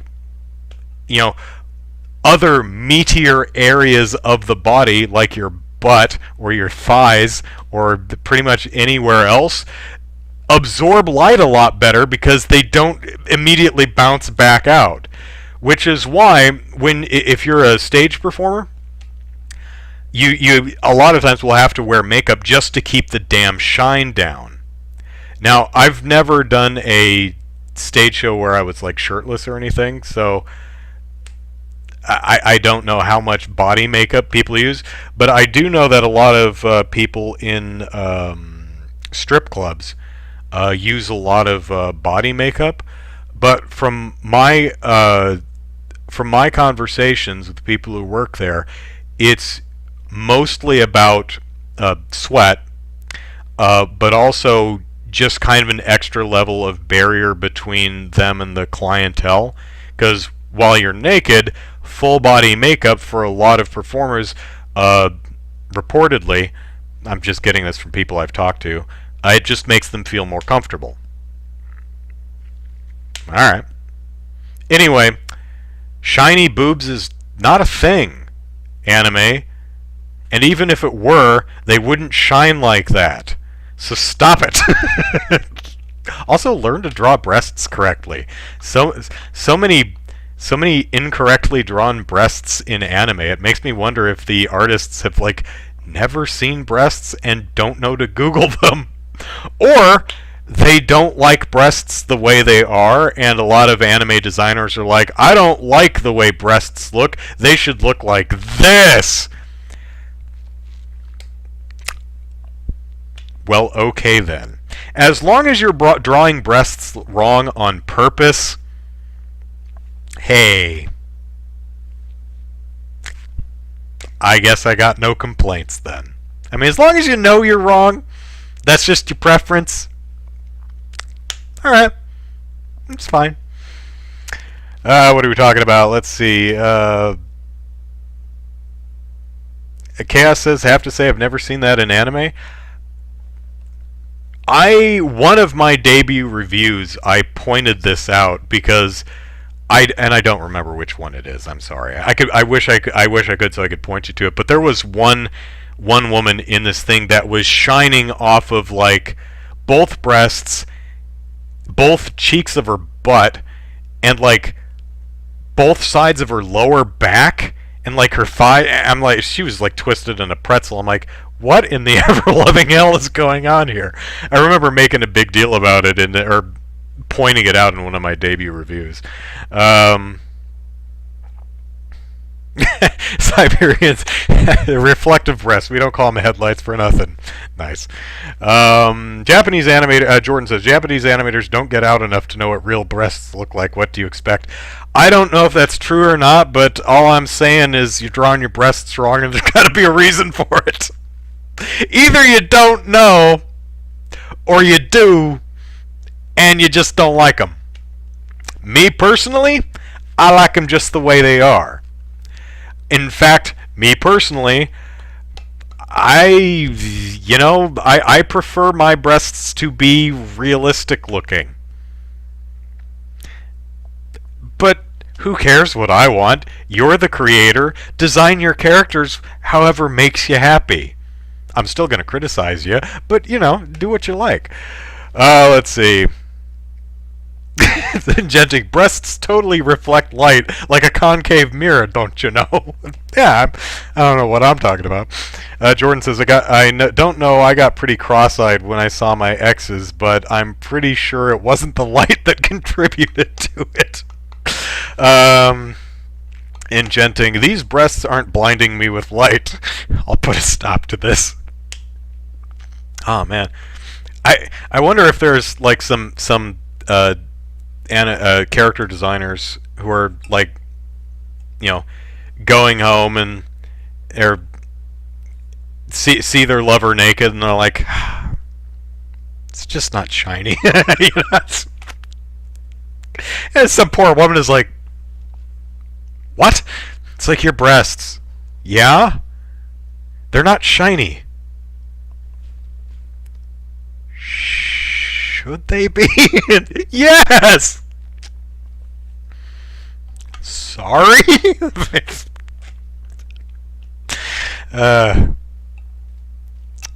Siberian to each their own, right? Yeah, and it also goes on to say, I think it's a style. I mean, I admit I like it, but I know it's not real. Yeah, it's a style. The highlights thing, it's a style.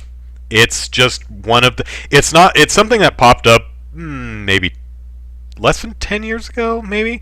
It's fairly prevalent now, but it's it's something that is a common element of character design, particularly in anime, that you see these days and have for a couple of years, and it will probably evolve away or to something else after another couple of years.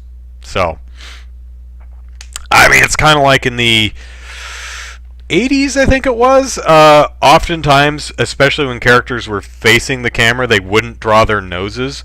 They'd like maybe do a dot to indicate a nostril, and that was it. So whenever a character was facing the camera, they'd look like they have no nose. They'd usually have one in profile, but straight on they just wouldn't draw a nose. It's just a style. I didn't like it. I thought it looked silly. It mars my beloved Dirty Pair cartoons, but it was a style at the it was a element of how characters were commonly drawn at the time. Not so much anymore, though. So, while I will notice commonalities in character design in different eras, and I will certainly critique them, I don't, or at least try not to get too bent out of shape about them, because even the ones I don't like, because it'll change eventually. Of course, maybe I'll get hit by a bus and I won't see it change, then that would suck, but,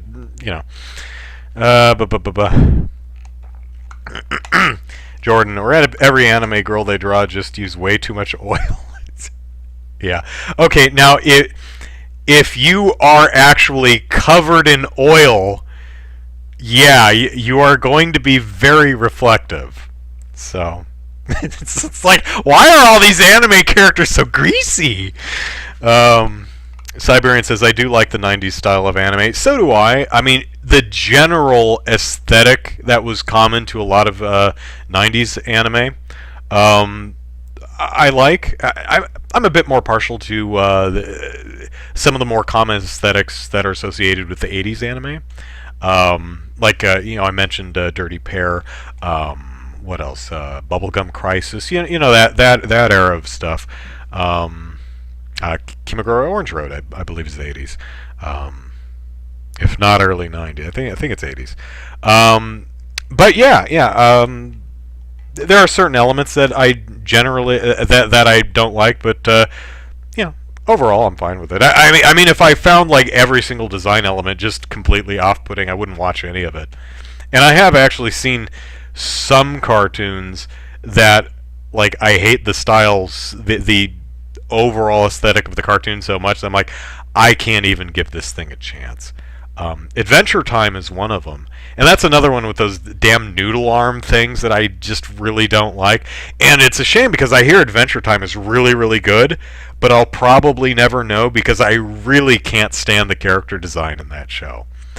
I don't know if I'd get used to it after a while, but man, I just find the whole thing so off-putting. I'm glad everything doesn't look exactly like Adventure Time because then I wouldn't watch any cartoons. Enchanting. More sheen on the breast. Bring out the car polish. Do they do that in like Japanese adult film? Is that something they do to the actors? Like cover them in oil to make them shiny or something? That I'm going to guess no because that would be really messy and probably I would imagine most adult films, regardless of the country, are generally fairly low budget affairs and probably shot either at someone's residence or like at a hotel or something. And either way, it's bad enough getting two sweaty actors rolling around on your linens. You probably don't need to add half a bottle of oil to the equation because then your linens are completely ruined. Probably the mattress too, or the couch cushions, or whatever you're canoodling on. Let's see. Get a car buffer on those puppies. Yeah.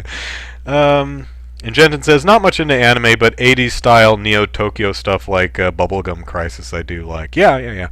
Oh man, I like some of the horror stuff from that general era too, like Demon City Shinjuku and stuff like that. Oh man, some of just the design of the horrific elements of shows like that was just amazing. Love that stuff. Even if some of the shows weren't really very good, they did have some of the monster and demon designs were just really incredible in a lot of that stuff. Chaos's One Piece is that way for me.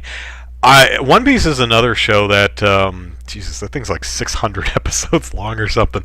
It's another show that I saw the first episode of because I think I was like at a comic shop.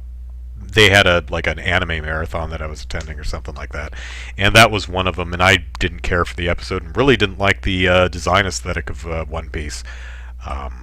I hear it's a really good show that a lot of people really like, but I don't know if I can get over the design. I just really don't care for it. Have I seen Mouse on Adult Swim? No, I don't think so.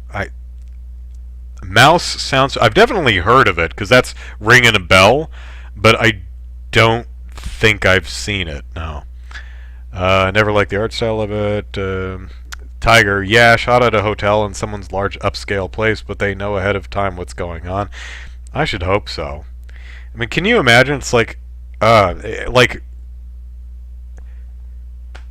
mean, if some adult film production came to me for some really weird reason and said, "Hey, Andrew, could we pay you to rent out your living room to shoot a porno?" I mean, I guess if the money was right, you're buying. If you ruin my couch, though, you're buying me a new couch. Like you better put down sheets and you better Febreze the hell out of it when you're done, because it's something I sit on. You know. There's another thought for you. Try not, when you go to a hotel or a motel, try not to think about how much disgusting sex has been had on that mattress. Just try not to think about that while you're laying there. Just, you know, let that drift away out of your mind. Don't think about it. There's no need to think about the hundreds and hundreds of sweaty, disgusting people who had sex on the mattress that you're laying on right now. Just, don't think about it. Don't think about that at all. Don't think about that. You're thinking about it. Stop it. No good will ever come of thinking about all the sex that's been done on that mattress that you are laying on. Probably in not much more than, shorts and a t-shirt, because, Betty Bye time. all my viewers are probably going to sleep fully clothed in hotel beds from now on, or it's like, I'm getting a room, and I'm bringing a sleeping bag. Let's see. Jordan says the most expensive porno was a rip, like a parody, a rip on Pirates of the Caribbean. Wow, really? So did they get a pirate ship set, or rent a ship and decorate it, or Did they do zombie sex? Did you have people having sex out in the moonlight and then one of them turns into a skeleton because they're under a curse? Was the makeup any good? Interesting. Let's see. They do pay well, I'll say that in my experience. If for whatever, no one would, because who would want to have sex there? But, can you imagine some scout going, this couch with Grandma's Afghan and all the cartoon DVD sets in the background? That's exactly what we want for our adult film. But yeah, man, as long as you don't destroy my stuff and you pay me enough, you can rent my couch for a porno if you want.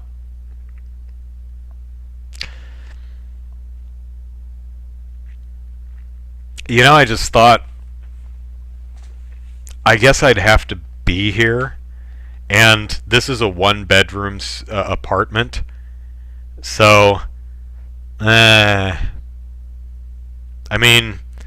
don't really want to leave people alone in my house. I have trust issues. But I don't know if I'd really want to be here. And I'd probably be really annoying. I'd start criticizing the lighting or something. It's like, are you sure that's the best angle? I think you should light from the side there because you're casting a shadow across the face, and that's just distracting. I don't know. Let's see. It's known to be one of the worst animated publicly aired show. One Piece, I guess? Siberian Tiger says, trust me, they do clean up. Won't even notice what went down. Well, that's good. Like I said, as long as you don't ruin or break my stuff, and as long as there's, no stains or lingering smells, bodily fluids, gross as they are, they do wash. Just, don't luminol and blacklight anything, and ignorance is bliss. Did I see the SpongeBob porn with live actors? No. No, and I'm kind of glad I didn't. That sounds horrifying. The Pirates porno had a budget in the millions. What would be the name of a Pirates of the Caribbean porno?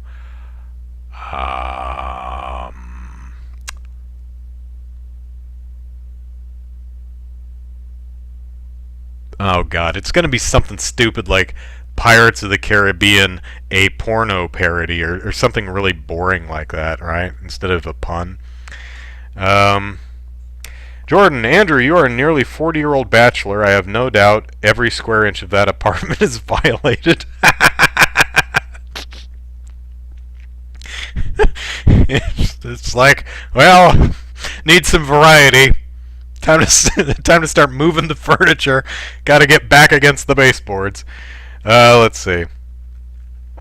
Tiger says you're looking it up right now, aren't you? I don't know if the chat is. I'm not. Oh, I didn't know a human leg could do that. Chaos says the thing was just called Pirates. Pirates Afflict the Bean. That's not too bad, Jordan. Well done. Lyrically C, hello. What have you missed? I've just been chatting about nonsense for the. I mean, I've been going for almost 2.5 hours. I've been chatting absolute rubbish for the last hour and a half. I mean, the first hour I talked about the PlayStation 5, and for the last bit I've just been blabbering about cartoons and anime and character design and porn. So, it's been a ride. So, how are you? I still need to decide on what I'm playing for tomorrow's stream. Maybe I'll pick something out of the itch.io bundle. A lot of games in there. There's like 1,000 some odd games in there. Celeste was one of the games in there. I haven't played that. I hear it's good. I'd probably suck at it. That might be fun to watch.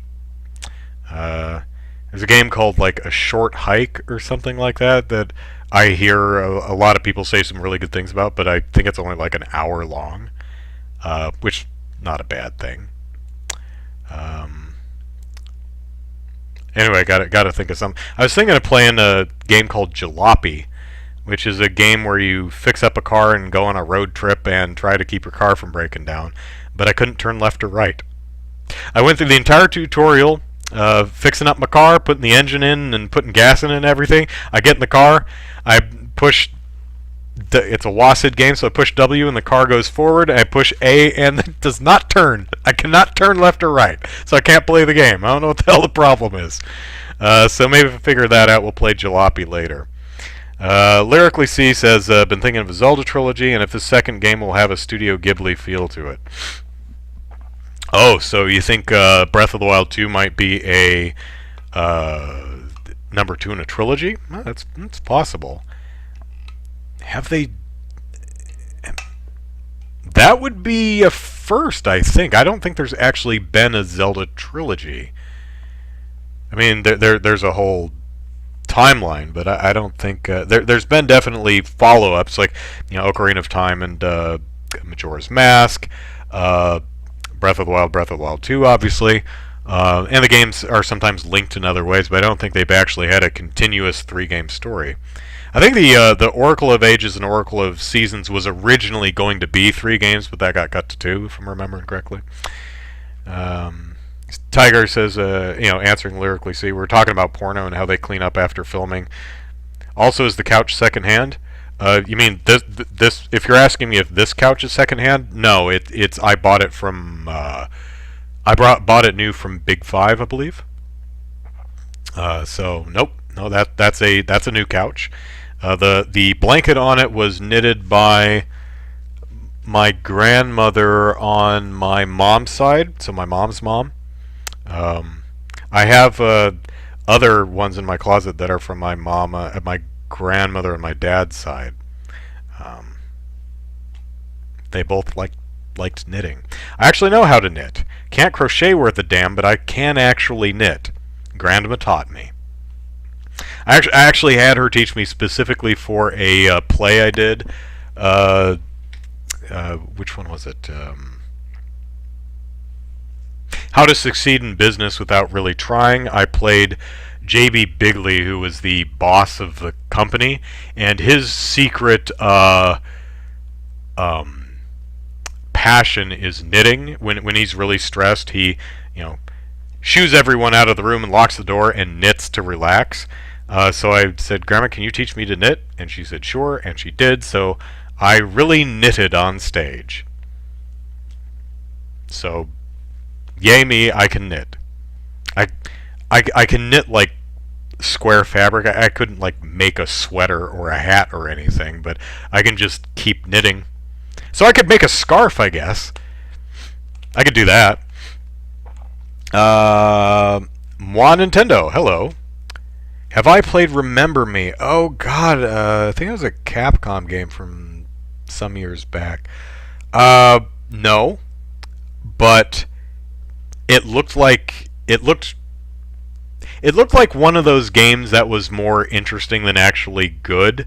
If I'm recalling reviews correctly, everyone seemed to be fairly it's okay about it. Like it had some really good ideas that maybe could have been developed further because it had a kind of a mind jack type of thing where you'd go into someone's mind and solve murders by sifting through their memories and stuff, and that's really cool. I think there was a game that came out for the couple systems. The Zero Time Dilemma people's AI, the Somnium Files. It did something similar to that. That one's more visual novel than Remember Me, which is more action game. But no, if I ever find that one like for $5 in a bin or something, I'd definitely pick it up because it looked interesting enough to give a try. But the Capcom 5, oh God, yeah, way back in the 2000s, it was. See if I remember this. Resident Evil 4, which is great, phenomenal game, one of my favorite games of all time. And I think, was it Shinji Mikami or was it someone else who's like, I will cut off my head if this game goes to another platform. And it totally did. And it was like announced for the PS2, like the month leading up to it releasing on the GameCube. And he's like, oh, shit. He's still alive, though. So Resident Evil 4 is really good. Beautiful Joe, which is really, really good. Wasn't as bowled over by the sequel, but I did really like Beautiful Joe. And I'd like to see that character come back. That game was a lot of fun. Piano 3, which I really liked. I thought, I mean, it's not like a perfect game or the best game ever, but I really enjoyed Piano 3. I thought it was a fun shooter. And I liked the conceit of your character being a dancer and having a lot of almost ballerina-esque flourishes to her movement, which was really cool. I really liked that game. Very striking, almost pure white aesthetic to it too. There was like a flying game. It was like Dead Phoenix or something that ended up being canceled. What was the fifth one?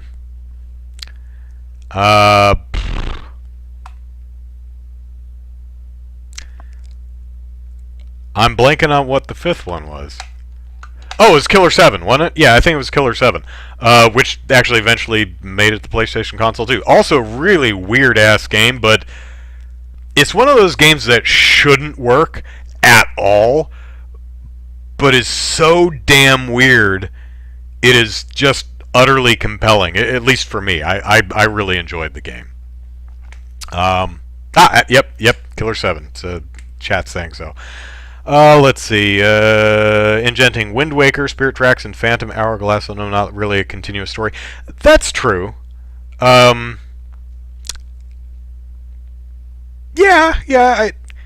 Actually, one of them takes place like 100 years later or something. It's not the same Link, if I'm remembering right. I haven't played the handheld ones, so at least one of them did that thing where you moved using the touchscreen, where you tap on the touchscreen and Link would just follow you around. And I was like, I really don't want to play an entire game like that.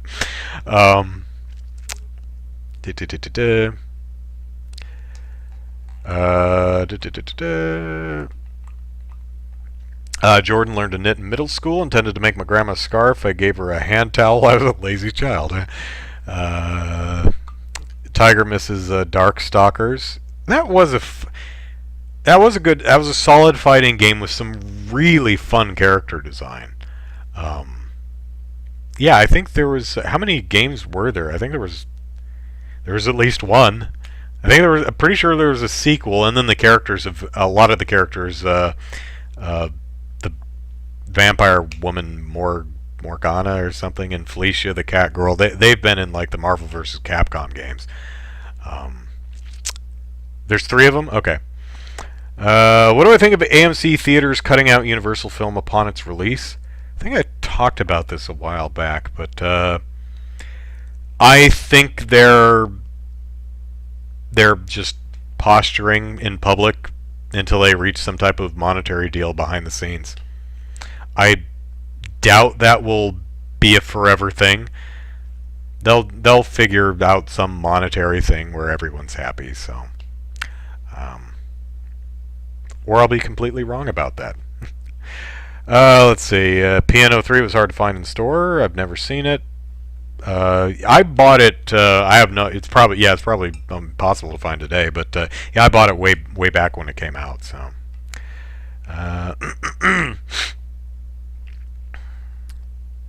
And Genting says, I legit thought Killer 7 was the 7th in a series when I was a kid. I could see how you would. Remember the Bill Cosby movie, Leonard Part 6, which I think was like late 80s or something like that? There was only one Leonard movie. Not a very good movie either. Let's see. Lyrically C says, wonder how you would rate an era for a video game company. 80s to 2019. How would I rate an era for a video game company? Well, I mean, it depends on which game company you're talking. Not completely clear on the question. Do you mean a specific game company? Jordan says Universal and Disney are two of the biggest studios. It's kind of a death wish to refuse their business as a theater chain. Yeah, that's why I don't think that will be a long-standing thing. So I think also Disney and Universal want to get their movies in large theater chains. So it behooves both of them to come to some type of arrangement. Someone will probably get the better end of the deal, but I'm pretty sure we'll see Universal and Disney films in AMC theaters. We'll see. Tiger says, if Imagine thought Killer 7 was the 7th, imagine what you thought of 13. Yeah, which actually has a remake coming out. I never actually played it, but it does have a striking comic book style. Jordan says, it's like if GameStop boycotted Microsoft, yeah. Lyrically C says, like Capcom, for example. Okay, let's see, 80s to 2009. I'd say they were super strong in the 80s. Mega Man. Well, it would have been the late 80s, early 90s, I suppose. With a lot of the Mega Man stuff and a lot of the licensed stuff, like they had the DuckTales, which is really good. Then also, I think Bionic Commando and some good stuff. And then you go into the latter half of the 90s, and I can't, nothing really stands out to me for Capcom. Granted, I'm not looking at a list, I'm going completely off the top of my head. And then they started back in the late 90s with a run of stuff like Resident Evil and Dino Crisis and some of the games in that string. Oh, no. Throughout the 90s, Capcom probably mostly known for like Street Fighter 2 and such like that. So, fighting games, while I like them, I don't play them myself. So my better eras of Capcom probably would have been late 80s to early 90s. And then moving into the mid 2000s and on. Capcom is responsible for a ton of really great series from, I already mentioned Resident Evil and Mega Man, but also some newer stuff like Monster Hunter, which I absolutely adore, and also did the Devil May Cry stuff that's been running for a while. Onimusha was theirs. What was the other one that was similar to Onimusha, but it was another fixed camera angle, 3D rendered backgrounds one. I forget what it's called, but anyway, Capcom's been pretty consistent for 30 years, so really I wouldn't say there's really any era where Capcom kind of dropped out. I'd say there might be a few blocks of a couple of years where they weren't doing much that interests me, at least I can remember off the top of my head, but so they weren't doing shit in the 70s, though. I tell you what, it's a really bad era for Capcom. Have I ever played Chaos Samurai Western on PS2? I have not, and I don't think I've heard of that. Sounds cool though. A samurai western. Uh, bu- bu- bu- bu- bu-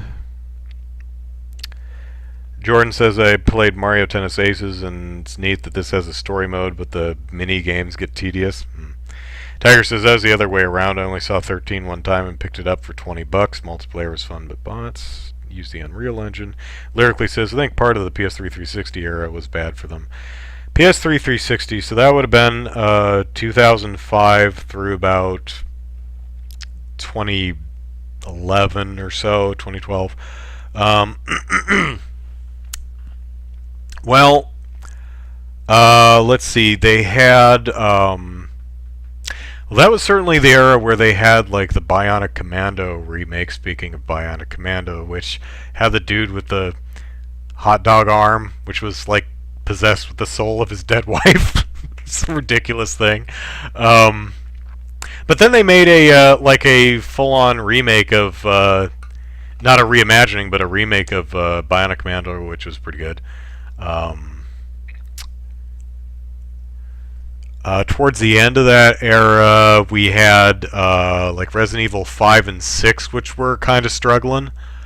Um, yeah, so they definitely had some slumps, but oh hell, yeah. Lyrically, see, they actually specifically mentioned both Bionic Commando and Resident Evil 6 and Dark Void.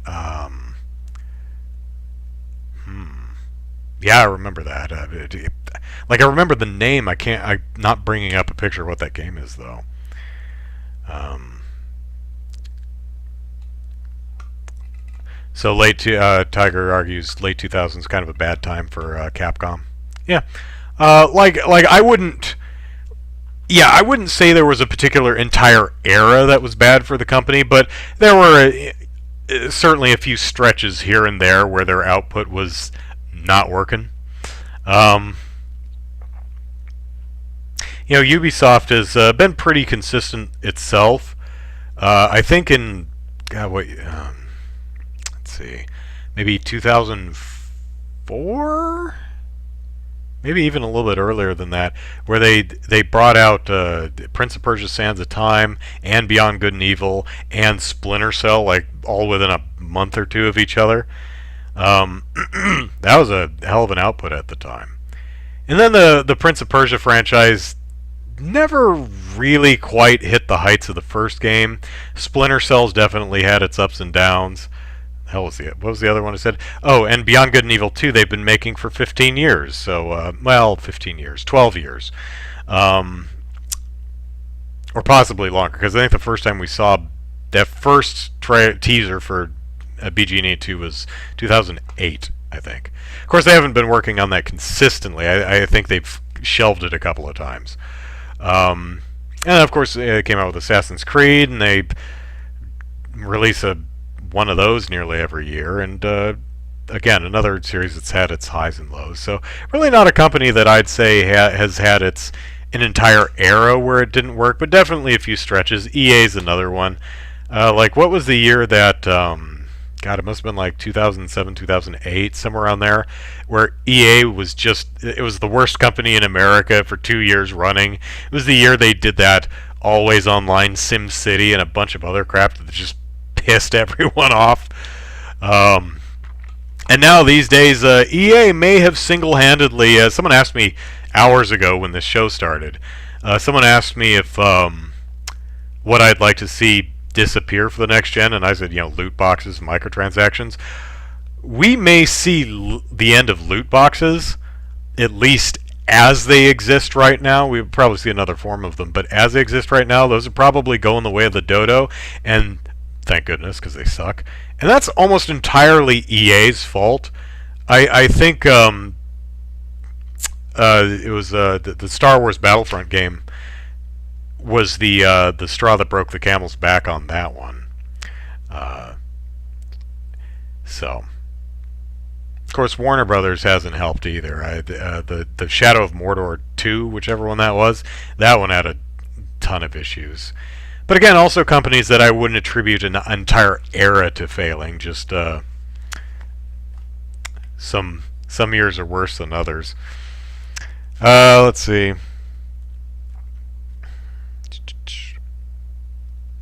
Dark Void is the least memorable AAA game in existence, says Ingenting. I don't remember it. I remember the name, but yeah, certainly not kickstarting the fire there. Lyrically see Konami. Now that is a company where I would definitely say has had a bad era, and it's this one. And at least part of the last one too, because Konami was great for, from the mid '80s on until about 2010-ish, when it stopped giving a damn about video games altogether and just occasionally released crap. And now it just releases pachinko machines. The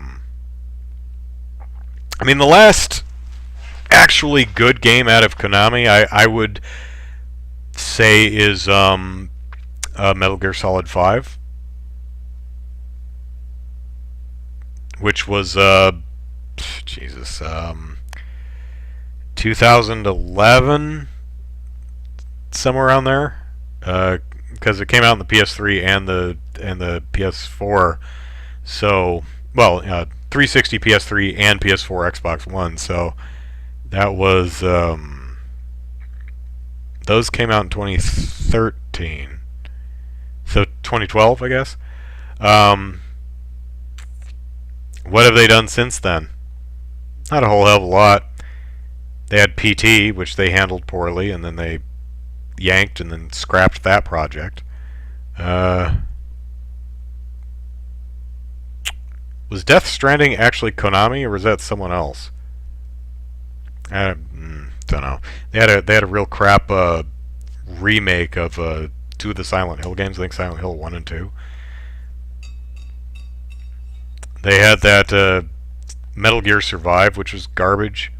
Yeah, so definitely the era. This era is definitely, the entire era is bad for Konami for the most part. Lifeline by Konami may have been a big wreck on the PS2 at the market. Oh Jesus, yeah. I will say that Lifeline had a lot of great ideas. If the voice control actually worked, the game would be fine, but it doesn't. So the game is just a frustrating mess to play. It can be kind of funny watching other people. If you have a favorite video game Let's Player, see if they've played Lifeline, because you'll probably get a kick out of them being very frustrated and yelling at what's-her-face to, go left, left, left. It's like, go to the table. I should exit the room. No, don't do that. Yeah. Let's see. Forced out Kojima. It's been downhill. Yeah, gotta head out. Okay, good night, Tiger. Death Stranding was Kojima and Sony without Konami. That sounds right. Oh God, Odama for the GameCube. Yeah, that was that weird ass pinball game, which I actually tried once, and I didn't think it. I really loved the idea of it, but I didn't think it played very well at all. It was another game that actually had it shipped with a microphone that you had to give voice commands to the little dudes running around the map, and it just didn't really work. Oh well. So I've been yammering for nearly 3 hours. I haven't eaten since breakfast because I've been working on videos all day and didn't stop to eat like a moron. So I'm really hungry, and I also really have to go to the bathroom. So we're going to call it for tonight. But hey, come back tomorrow at noon Pacific Standard Time, and we'll play us a game. I'll pick something. I adjust the camera, and then I end up screwing it up because I moved the entire monitor. I'll pick something. I don't know what we're playing tomorrow. I gotta figure out something. Maybe Celeste. That might be fun. So we'll see. So hey everyone, thanks for hanging out with me tonight. A lot of fun just chatting, and I hope your nights are filled with very shiny boobs. Good night, everyone.